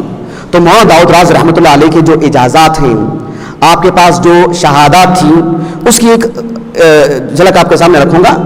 مولانا داؤد راز رحمۃ اللہ علیہ خود کہتے ہیں کہ بزرگان سلف رحمہم اللہ اجمعین کی اقتداء میں عرض گزار ہوں کہ اس مبارک کتاب کی, یعنی صحیح بخاری کی شرح, اس مبارک کتاب کی سند عالیہ پہلے مجھ کو حضرت الاستاذ مولانا ابو محمد عبد الوہاب صاحب ملتانی صدری دہلوی رحمۃ اللہ علیہ سے حاصل ہوئی. مرحوم کے بعد حضرت الاستاذ مولانا ابو محمد عبد الجبار صاحب شیخ الحدیث جامعہ سلفیہ شکراوہ میوات سے شرف درس حاصل ہوا. حضرت کے بعد بیہقی دوران حضرت الشیخ العلامہ مولانا ابو سعید شرف الدین محدث دہلوی رحمۃ اللہ علیہ سے شرف تلمذ حاصل ہوا. ان کے بعد مکۃ المکرمہ میں شیخ الحرمین الشریفین حضرت مولانا شیخ عبدالحق محدث بہاولپوری, ان کی زندگی پڑھنا ہو تو اس میں پڑھیے, عبدالحق محدث بہاولپوری.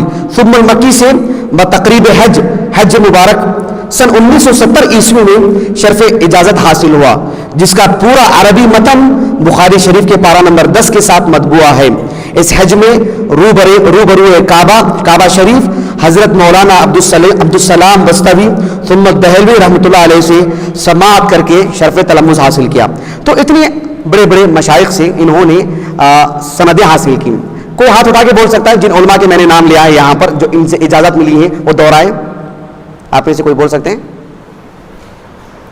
جن علماء کے میں نے نام لیے ہیں؟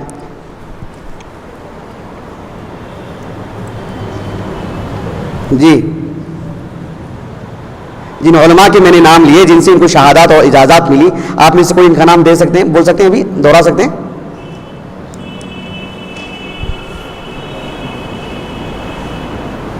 کوئی نہیں پوری مجلس میں؟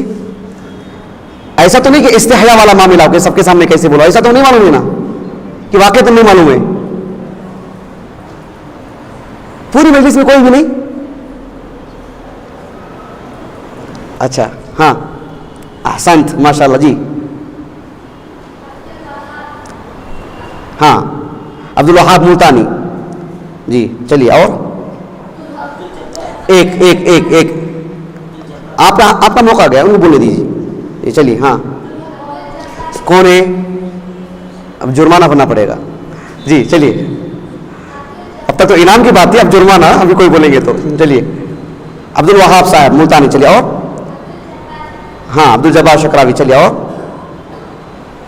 جی ماشاءاللہ, اور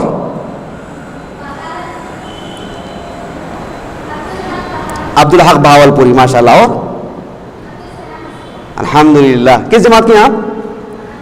خامس. الحمدللہ. دیکھ رہے ہیں خامس کی طالبہ, ان کے لیے کیا انعام دیں گے؟ کیا انعام دیں گے شیخ ان کے لیے؟ جی کیا انعام دیں گے؟ ان کو صحیح بخاری شریف کا پورا سیٹ انعام دیں گے انشاءاللہ. جی چلیے انشاءاللہ. چلیے مولانا داؤد راز رحمۃ اللہ علیہ، ان کی تدریس بھی ان کی رہی ہے. اللہ تعالیٰ نے ہر فن میں انہیں صلاحیت عطا فرمائی ہے. جہاں تک معاملہ تدریس کا ہے، ایک مدرسہ ہے دارالعلوم شکراوہ. ہم لوگ گئے تھے اس مدرسے کو دارالعلوم شکراوہ. یہ قدیم ادارہ ہے. وہاں کی ضرورت کے پیش نظر آج سے کم و بیش 90 سال پہلے یہ ادارہ قائم تھا. تو اس ادارے سے متعلق مولانا اسرائیل سلفی حفظہ اللہ کہتے ہیں کہ مولانا راز صاحب مرحوم کا شمار دارالعلوم کے بانیوں میں ہوتا ہے. جو شکراوہ کا جو مدرسہ ہے جہاں ہم لوگ گئے تھے الحمدللہ، اس کے بانیوں میں سے بھی ہیں. ساتھ میں آپ ابتدا ہی سے حکیم صاحب کے شریک کار رہے، یعنی مولانا حکیم عبد الشکور شکراوی ان کے شریک کار رہے. بلکہ آپ کی رائے اور مشورہ میں بڑا وزن تھا جس کی سب ہی قدر کرتے تھے. حکیم صاحب نے ابتدا ہی میں آپ کو تعلیمی و تدریسی خدمات پر متعین کر دیا تھا.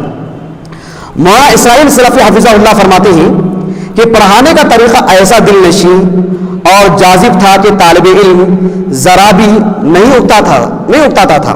یہ انداز تھا تدریس میں مولانا داؤد راز رحمۃ اللہ علیہ کا. مولانا داؤد راز رحمۃ اللہ علیہ ایک لمبی مدت تک اس مدرسے میں تدریسی خدمات انجام دیتے رہے. خود مولانا فرماتے ہیں کہ دور شباب کا بیشتر قیمتی حصہ مدرسہ دارالعلوم شکراوہ کی تعمیر و ترقی میں گزرا. اسی کی تعمیر و ترقی میں، اس میں پڑھانے میں، اس کو جو عروج تک پہنچانے میں، گویا کہ ان کی زبانی کا بڑا حصہ آزادی تک کا معاملہ. ہندوستان جب آزاد ہوا تب تک اس مدرسے سے متعلق آپ منسلک رہے. وہاں اس کے بانی تھے، اس کے مدرس تھے اور اتنے عظیم مدرس تھے. اس کے بعد مولانا داؤد راز رحمۃ اللہ علیہ آگے کا رخ فرمایا. مولانا داؤد راز رحمۃ اللہ علیہ چونکہ اس مدرسے میں ایک لمبی مدت تک پڑھاتے رہے. اس کے بعد آپ ممبئی گئے، ممبئی سے آپ دلی گئے، پھر دلی سے آپ مختلف جگہوں خاص کر بنگلور اور جنوبی ہند کا عظیم دورہ آپ نے کیا. اور دورہ آپ کا اجرت پر نہیں تھا. 2 گھنٹے کے لیے جا رہے ہیں تقریر کرنے اور لوگوں کی داد لوٹ کے واپس چلے جا رہے ہیں. سبحان اللہ، ہمارے اسلاف ایسے نہیں تھے، اپنے نقوش چھوڑ کے آتے تھے. دور حاضر کا جو معاملہ ہے، ہو سکتا ہے حالات کافی بدلے ہوں، اس کی بھی ایک ضرورت ہے. میرے باتوں کو آپ دوسرا رخ مت دیجیے. ہم کہیں جاتے ہیں اور 1-8 گھنٹے کی تقریر کر کے آتے ہیں، اس کی بھی ایک ضرورت ہے. لیکن زندگی کا وہی مشغلہ یہ سلف کا طریقہ نہیں ہے. یہ کم از کم آپ اس بات کو لیں. ہمارے علماء کا انداز ایسا تھا کہ وہ ایک ٹیم بناتے تھے، وہ لوگوں کا ایک ذہن بناتے تھے، وہ ان کے لیے ایک وقت نکالتے تھے، مستقل ان کے پیچھے لگے رہتے تھے. آدھے گھنٹے کی تقریر کر کے بھاگ کے آنا، دوسری جگہ جانا، آدھے گھنٹے کی تقریر کرنا، یہ سامعین کی کثرت ہوگی، سامعین بڑھ جائیں گے، لیکن ہم تلامذہ نہیں پیدا کر سکتے، شخصیات نہیں بنا سکتے. ہم اپنے بات اخلاق میں ایک اچھی چھاپ چھوڑ کے نہیں لا سکتے، اور کسی کو تعلیم اور ہمارے علوم کو مجتمع کر کے اس کے سینے میں بٹھائے ایسا نہیں کر سکتے. بکھری باتیں چھوڑ کے جائیں گے. تو آپ ایسا مزاج نہ بنائیں، آپ ایسا مزاج بنائیں جو ہمارے سلف کا تھا. وہ شخصیات پیدا کرتے تھے. مولانا داؤد راز رحمۃ اللہ علیہ کا انداز ایسا تھا کہ جہاں جاتے یکسوئی پوری توجہ کے ساتھ، ایک جگہ رہتے تو 8 دن 10 دن 15 دن مستقل رہتے، بنیادی باتیں اچھی طرح بتلاتے اور اپنے پورے اثرات چھوڑتے، پھر دوسرے علاقے میں جاتے اور پھر ایک زمانے کے بعد لوٹ کر آتے معلوم کرنے کے لیے کہ ہے باقی کی نہیں، کیا صورتحال ہے. یہ انداز تھا ان کا. سمجھ رہے ہیں آپ؟ تو ان باتوں کو محض داؤد راز صاحب کی زندگی پڑھنا ہو تو یوں بھی پڑھ لے سکتے ہیں کہانی کے طور پر، کب پیدا ہوئے، کیا ہوا، کیا کچھ 3 گھنٹے میں سناتے سکتے ہیں. لیکن ان کی شخصیات میں قدم قدم پر ہمارے اندر بہت سارے سبق ہیں، عبرت آموز باتیں ہیں. اس لیے کہ مولانا داؤد راز رحمۃ اللہ علیہ کو اپنے اسلاف سے والہانہ عقیدت اور رس بس گئی تھی ان کی زندگی میں. آپ لمحہ بلمحہ ان سے مستفید ہوتے رہے، تو وہ ساری چیزیں ان کے اندر آئیں. تو مولانا داؤد راز رحمۃ اللہ علیہ کے جو تلامذہ ہیں، آپ کے جو مستفیدین ہیں، بہت بڑی تعداد میں.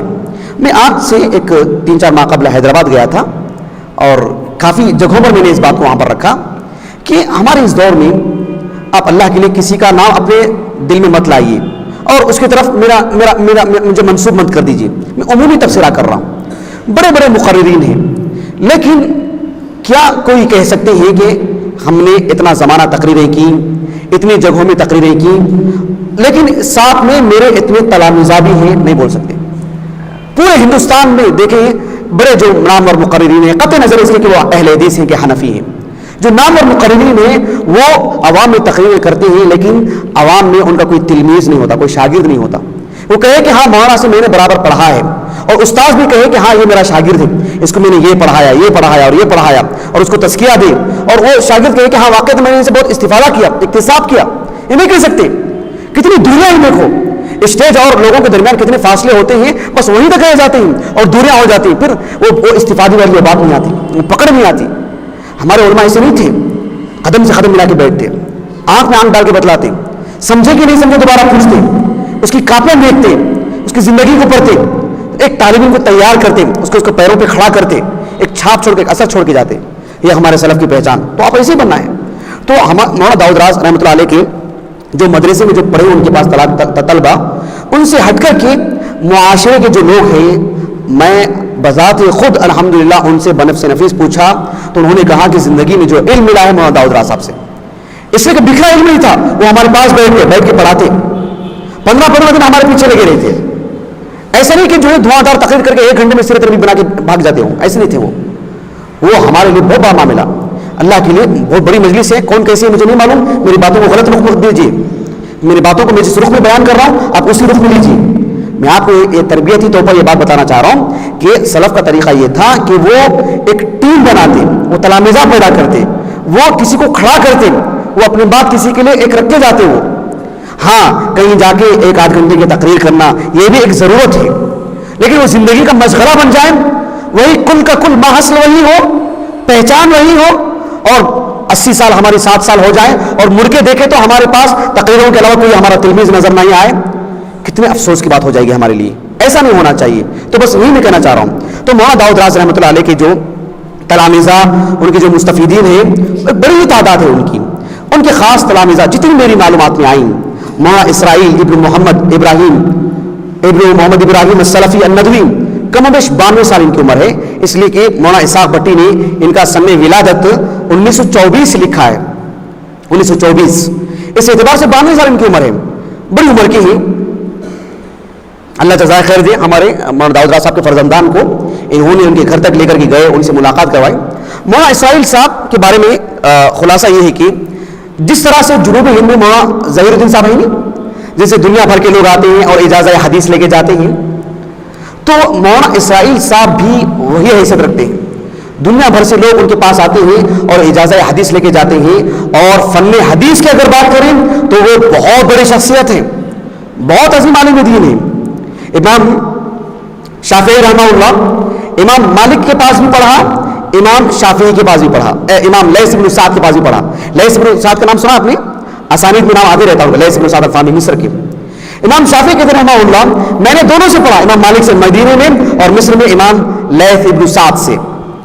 میں نے دونوں میں دیکھا کہ لیث بن سعد علم میں بہت آگے امام مالک سے, لیکن امام مالک کو جو شہرت ملی یہ اللہ نے ان کے حق میں لکھ رکھا تھا. تلامذہ بکثرت تھی ان کی, اس لیے کہ وہ مدینے میں تھے, لوگوں کا تبارک زیادہ تھا, آنا جانا زیادہ تھا. لیکن لیث بن سعد علم میں بہت زیادہ, ان کے فقہیات, ابھی PhD کا رسالہ جو آ چکا ہے ان کے فقہیات پر. ویسے ہی میں ایک تجزیے کے طور پر بتا رہا ہوں کہ مولانا ظہیر الدین صاحب کی اگر بات کریں, ان کے مقابلے میں مولانا اسرائیل صاحب فن حدیث میں کئی گنا آگے, بہت آگے فن حدیث کی اگر بات کریں. حقیقی معنوں میں محدث ہیں وہ مولانا اسرائیل سلفی حفظہ اللہ. وہ سند اجازہ دیتے ہیں. حکومت قطر ابھی اس طرح کے دنیا کے بڑے بڑے 7 لوگوں کو جمع کیے, جن کی سند اجازہ عالی درجے کی. اس میں مولانا اسرائیل صاحب کو بھی بلایا گیا, مولانا ظہیر صاحب کو بھی بلایا گیا. مولانا ظہیر صاحب تو ہمارے استاد ہیں الحمدللہ, ان سے مجھے سند اجازہ مل چکی تھی. لیکن جب ہریانہ گئے تھے تو اللہ کے فضل و کرم سے الحمدللہ مجھے بھی سند اجازہ مولانا اسرائیل صاحب بھی دیے تھے. یہ بھی شاہد ہیں, اور جو ہے مولانا داؤد راز صاحب کے فرزندان شاہد ہیں. اس کی تصویر میرے پاس موجود ہے. تو اس کی سند کی کافی قیمت ہے مولانا داؤد راز صاحب, مولانا اسرائیل صاحب کی. ان کے ایک اور شاگرد ہیں مولانا حکیم اجمل خان, بڑی حساس شخصیت اور زمانے کی رفتار مراحل سے گزری ہوئی, کافی چیزوں کو دیکھی ہوئی. اور ان کے والد محترم حکیم عبدالشکور شکراوی, یہ سب ایسی شخصیات ہیں شیخ, ان کے لیے ایک وقت چاہیے ان کے لیے. بڑی بڑی شخصیات ہمارے پاس, بہت ساری کتابیں ہیں, آپ پڑھیے گا, ان شخصیات سے آگاہ ہو جائیے آپ. حکیم اجمل خان صاحب ان سے ہماری ملاقات ہوئی. میں پہلے سے ہی بہت متاثر تھا ان سے. ان کی کتابیں میں نے پڑھی تھی, ان کی تحریریں میں نے بے حد پڑھی تھی جامعہ دارالسلام عمرآباد کی زندگی سے. جب ان سے ملنے کے لیے گیا, 85 سال 84 سال ان کی عمر ہے, ان سے معانقہ کیا تو میرے جذبات الگ تھے. اور پھر میں ان کے سامنے گیا اور جو ہے موبائل سے ان کی باتیں ریکارڈ کر رہا تھا میں, تو انہوں نے کہا کہ یہ سب واقعات ہیں, جدید دور کی چیزیں نکالو یہاں سے, پھینکو اس کو. بہت پرانے دور کے لوگ ہیں سبحان اللہ, بہت پاکیزہ لوگ. تو مولانا حکیم اجمل خان صاحب نے کہا, بہت کم وقت ہمارے پاس, قیلولہ کر رہے تھے وہ, وہاں سے آئے تھے وہ.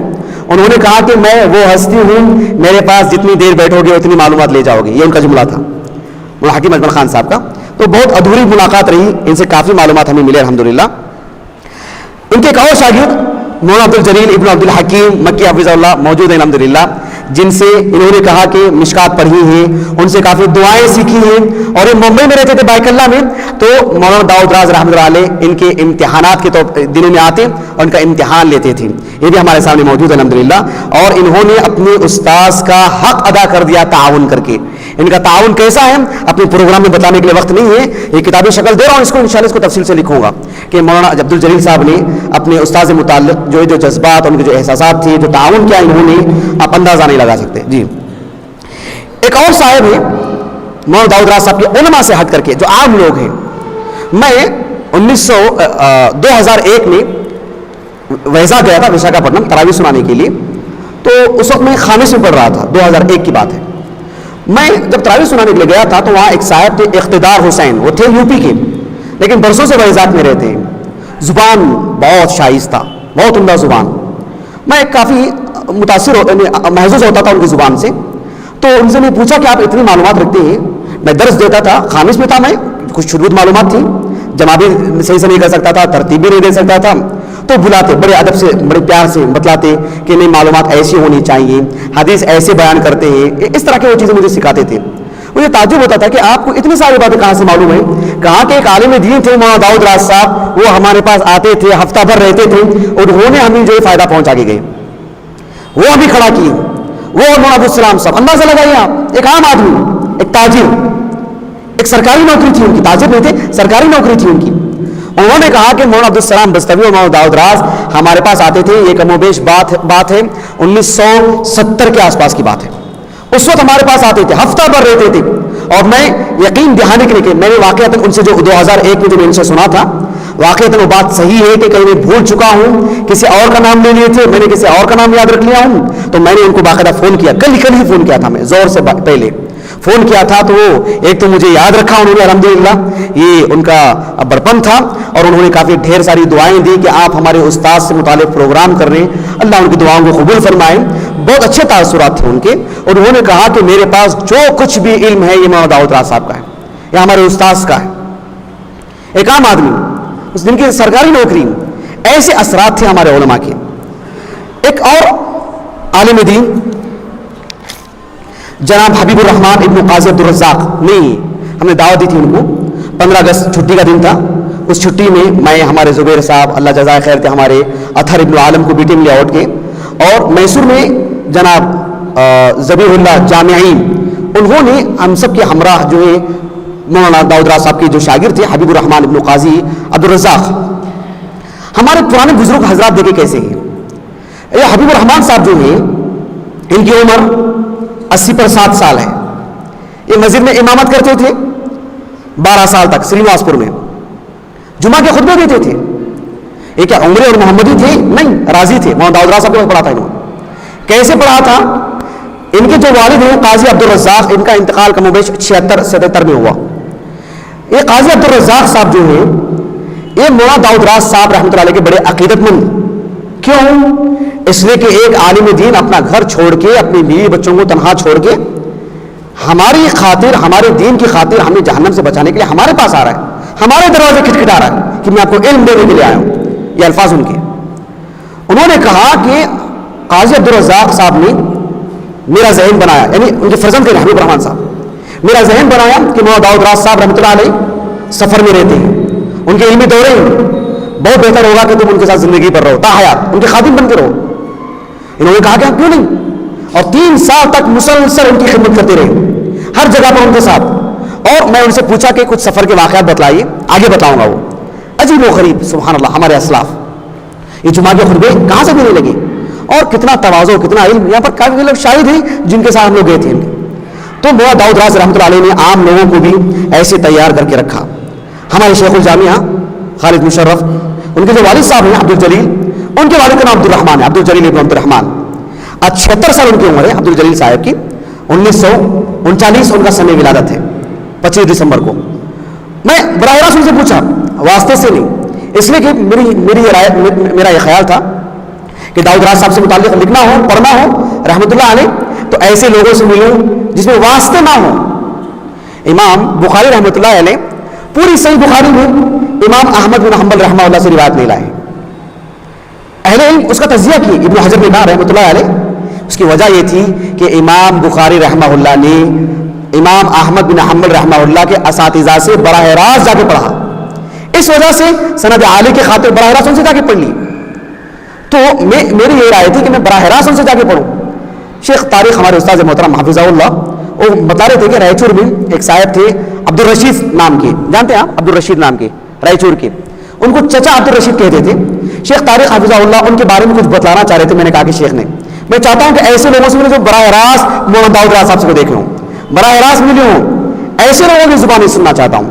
تو اس طرح سے مولانا جو جناب عبد الجلیل صاحب ہیں، ان کی زبانیں بھی میں نے سنا. انہوں نے کہا کہ ہمارے پاس جو علم ہے، جو افادات ہیں، وہ مولانا داؤد راز رحمۃ اللہ علیہ سے متعلق. رمضان میں آتے تھے، مستقل رہتے تھے، رمضان کے علاوہ بھی آتے تھے. دیکھیں نا کاروباری لوگوں کو، سرکاری نوکری کرنے والے لوگوں کو انہوں نے کتنا مضبوط کھڑا کے گئے. یہ میں آپ سے التجا کر رہا ہوں، یہ میں آپ کو سبق دینا چاہ رہا ہوں. لوگوں کو ایسی باتیں نہ بتلائیں کہ لوگ اس کو ہضم نہ کر سکیں یا لوگوں سے جمع نہ کر سکیں اور لوگوں کے سینے میں باتیں نہ رہیں. آپ شخصیت سازی جس کو بولتے ہیں، لوگوں کو تیار کریں، لوگوں کو کھڑا کریں. ہم بولیں کہ ہاں اللہ نے ہمیں سبب بنایا انہیں مضبوط کرنے کے لیے. یہ ہمارے سلف کا انداز ہے، یہ بات ریاکاری کی نہیں ہے، یہ ہمارے سلف کا طریقہ ہے. تو اس طرح کی بے شمار شخصیات ہیں. ممبئی کی اگر بات کریں، ممبئی میں کافی عرصہ ہو رہی ہے. ہمارے جناب یوسف صاحب موجود، سمیع اللہ صاحب موجود ہیں، جن کی عمر کم و بیش 60 سے اوپر ہیں. ان کے والد محترم جناب یوسف صاحب یہ مولانا داؤد راز رحمۃ اللہ علیہ سے کے قدردانوں میں سے ہیں، ان کے محترمین میں سے ہیں اور ان سے استفادہ کیے ہوئے لوگوں میں سے ہیں. یہ سب ہمارے پاس شکلیں موجود ہیں. ایک اور نام آتا ہے آر عبد الرشید اور آر عبد الغفور، یہ گورو بن نور اور مدوگری کے. وقت ہو گیا کیا؟ وقت ہو گیا؟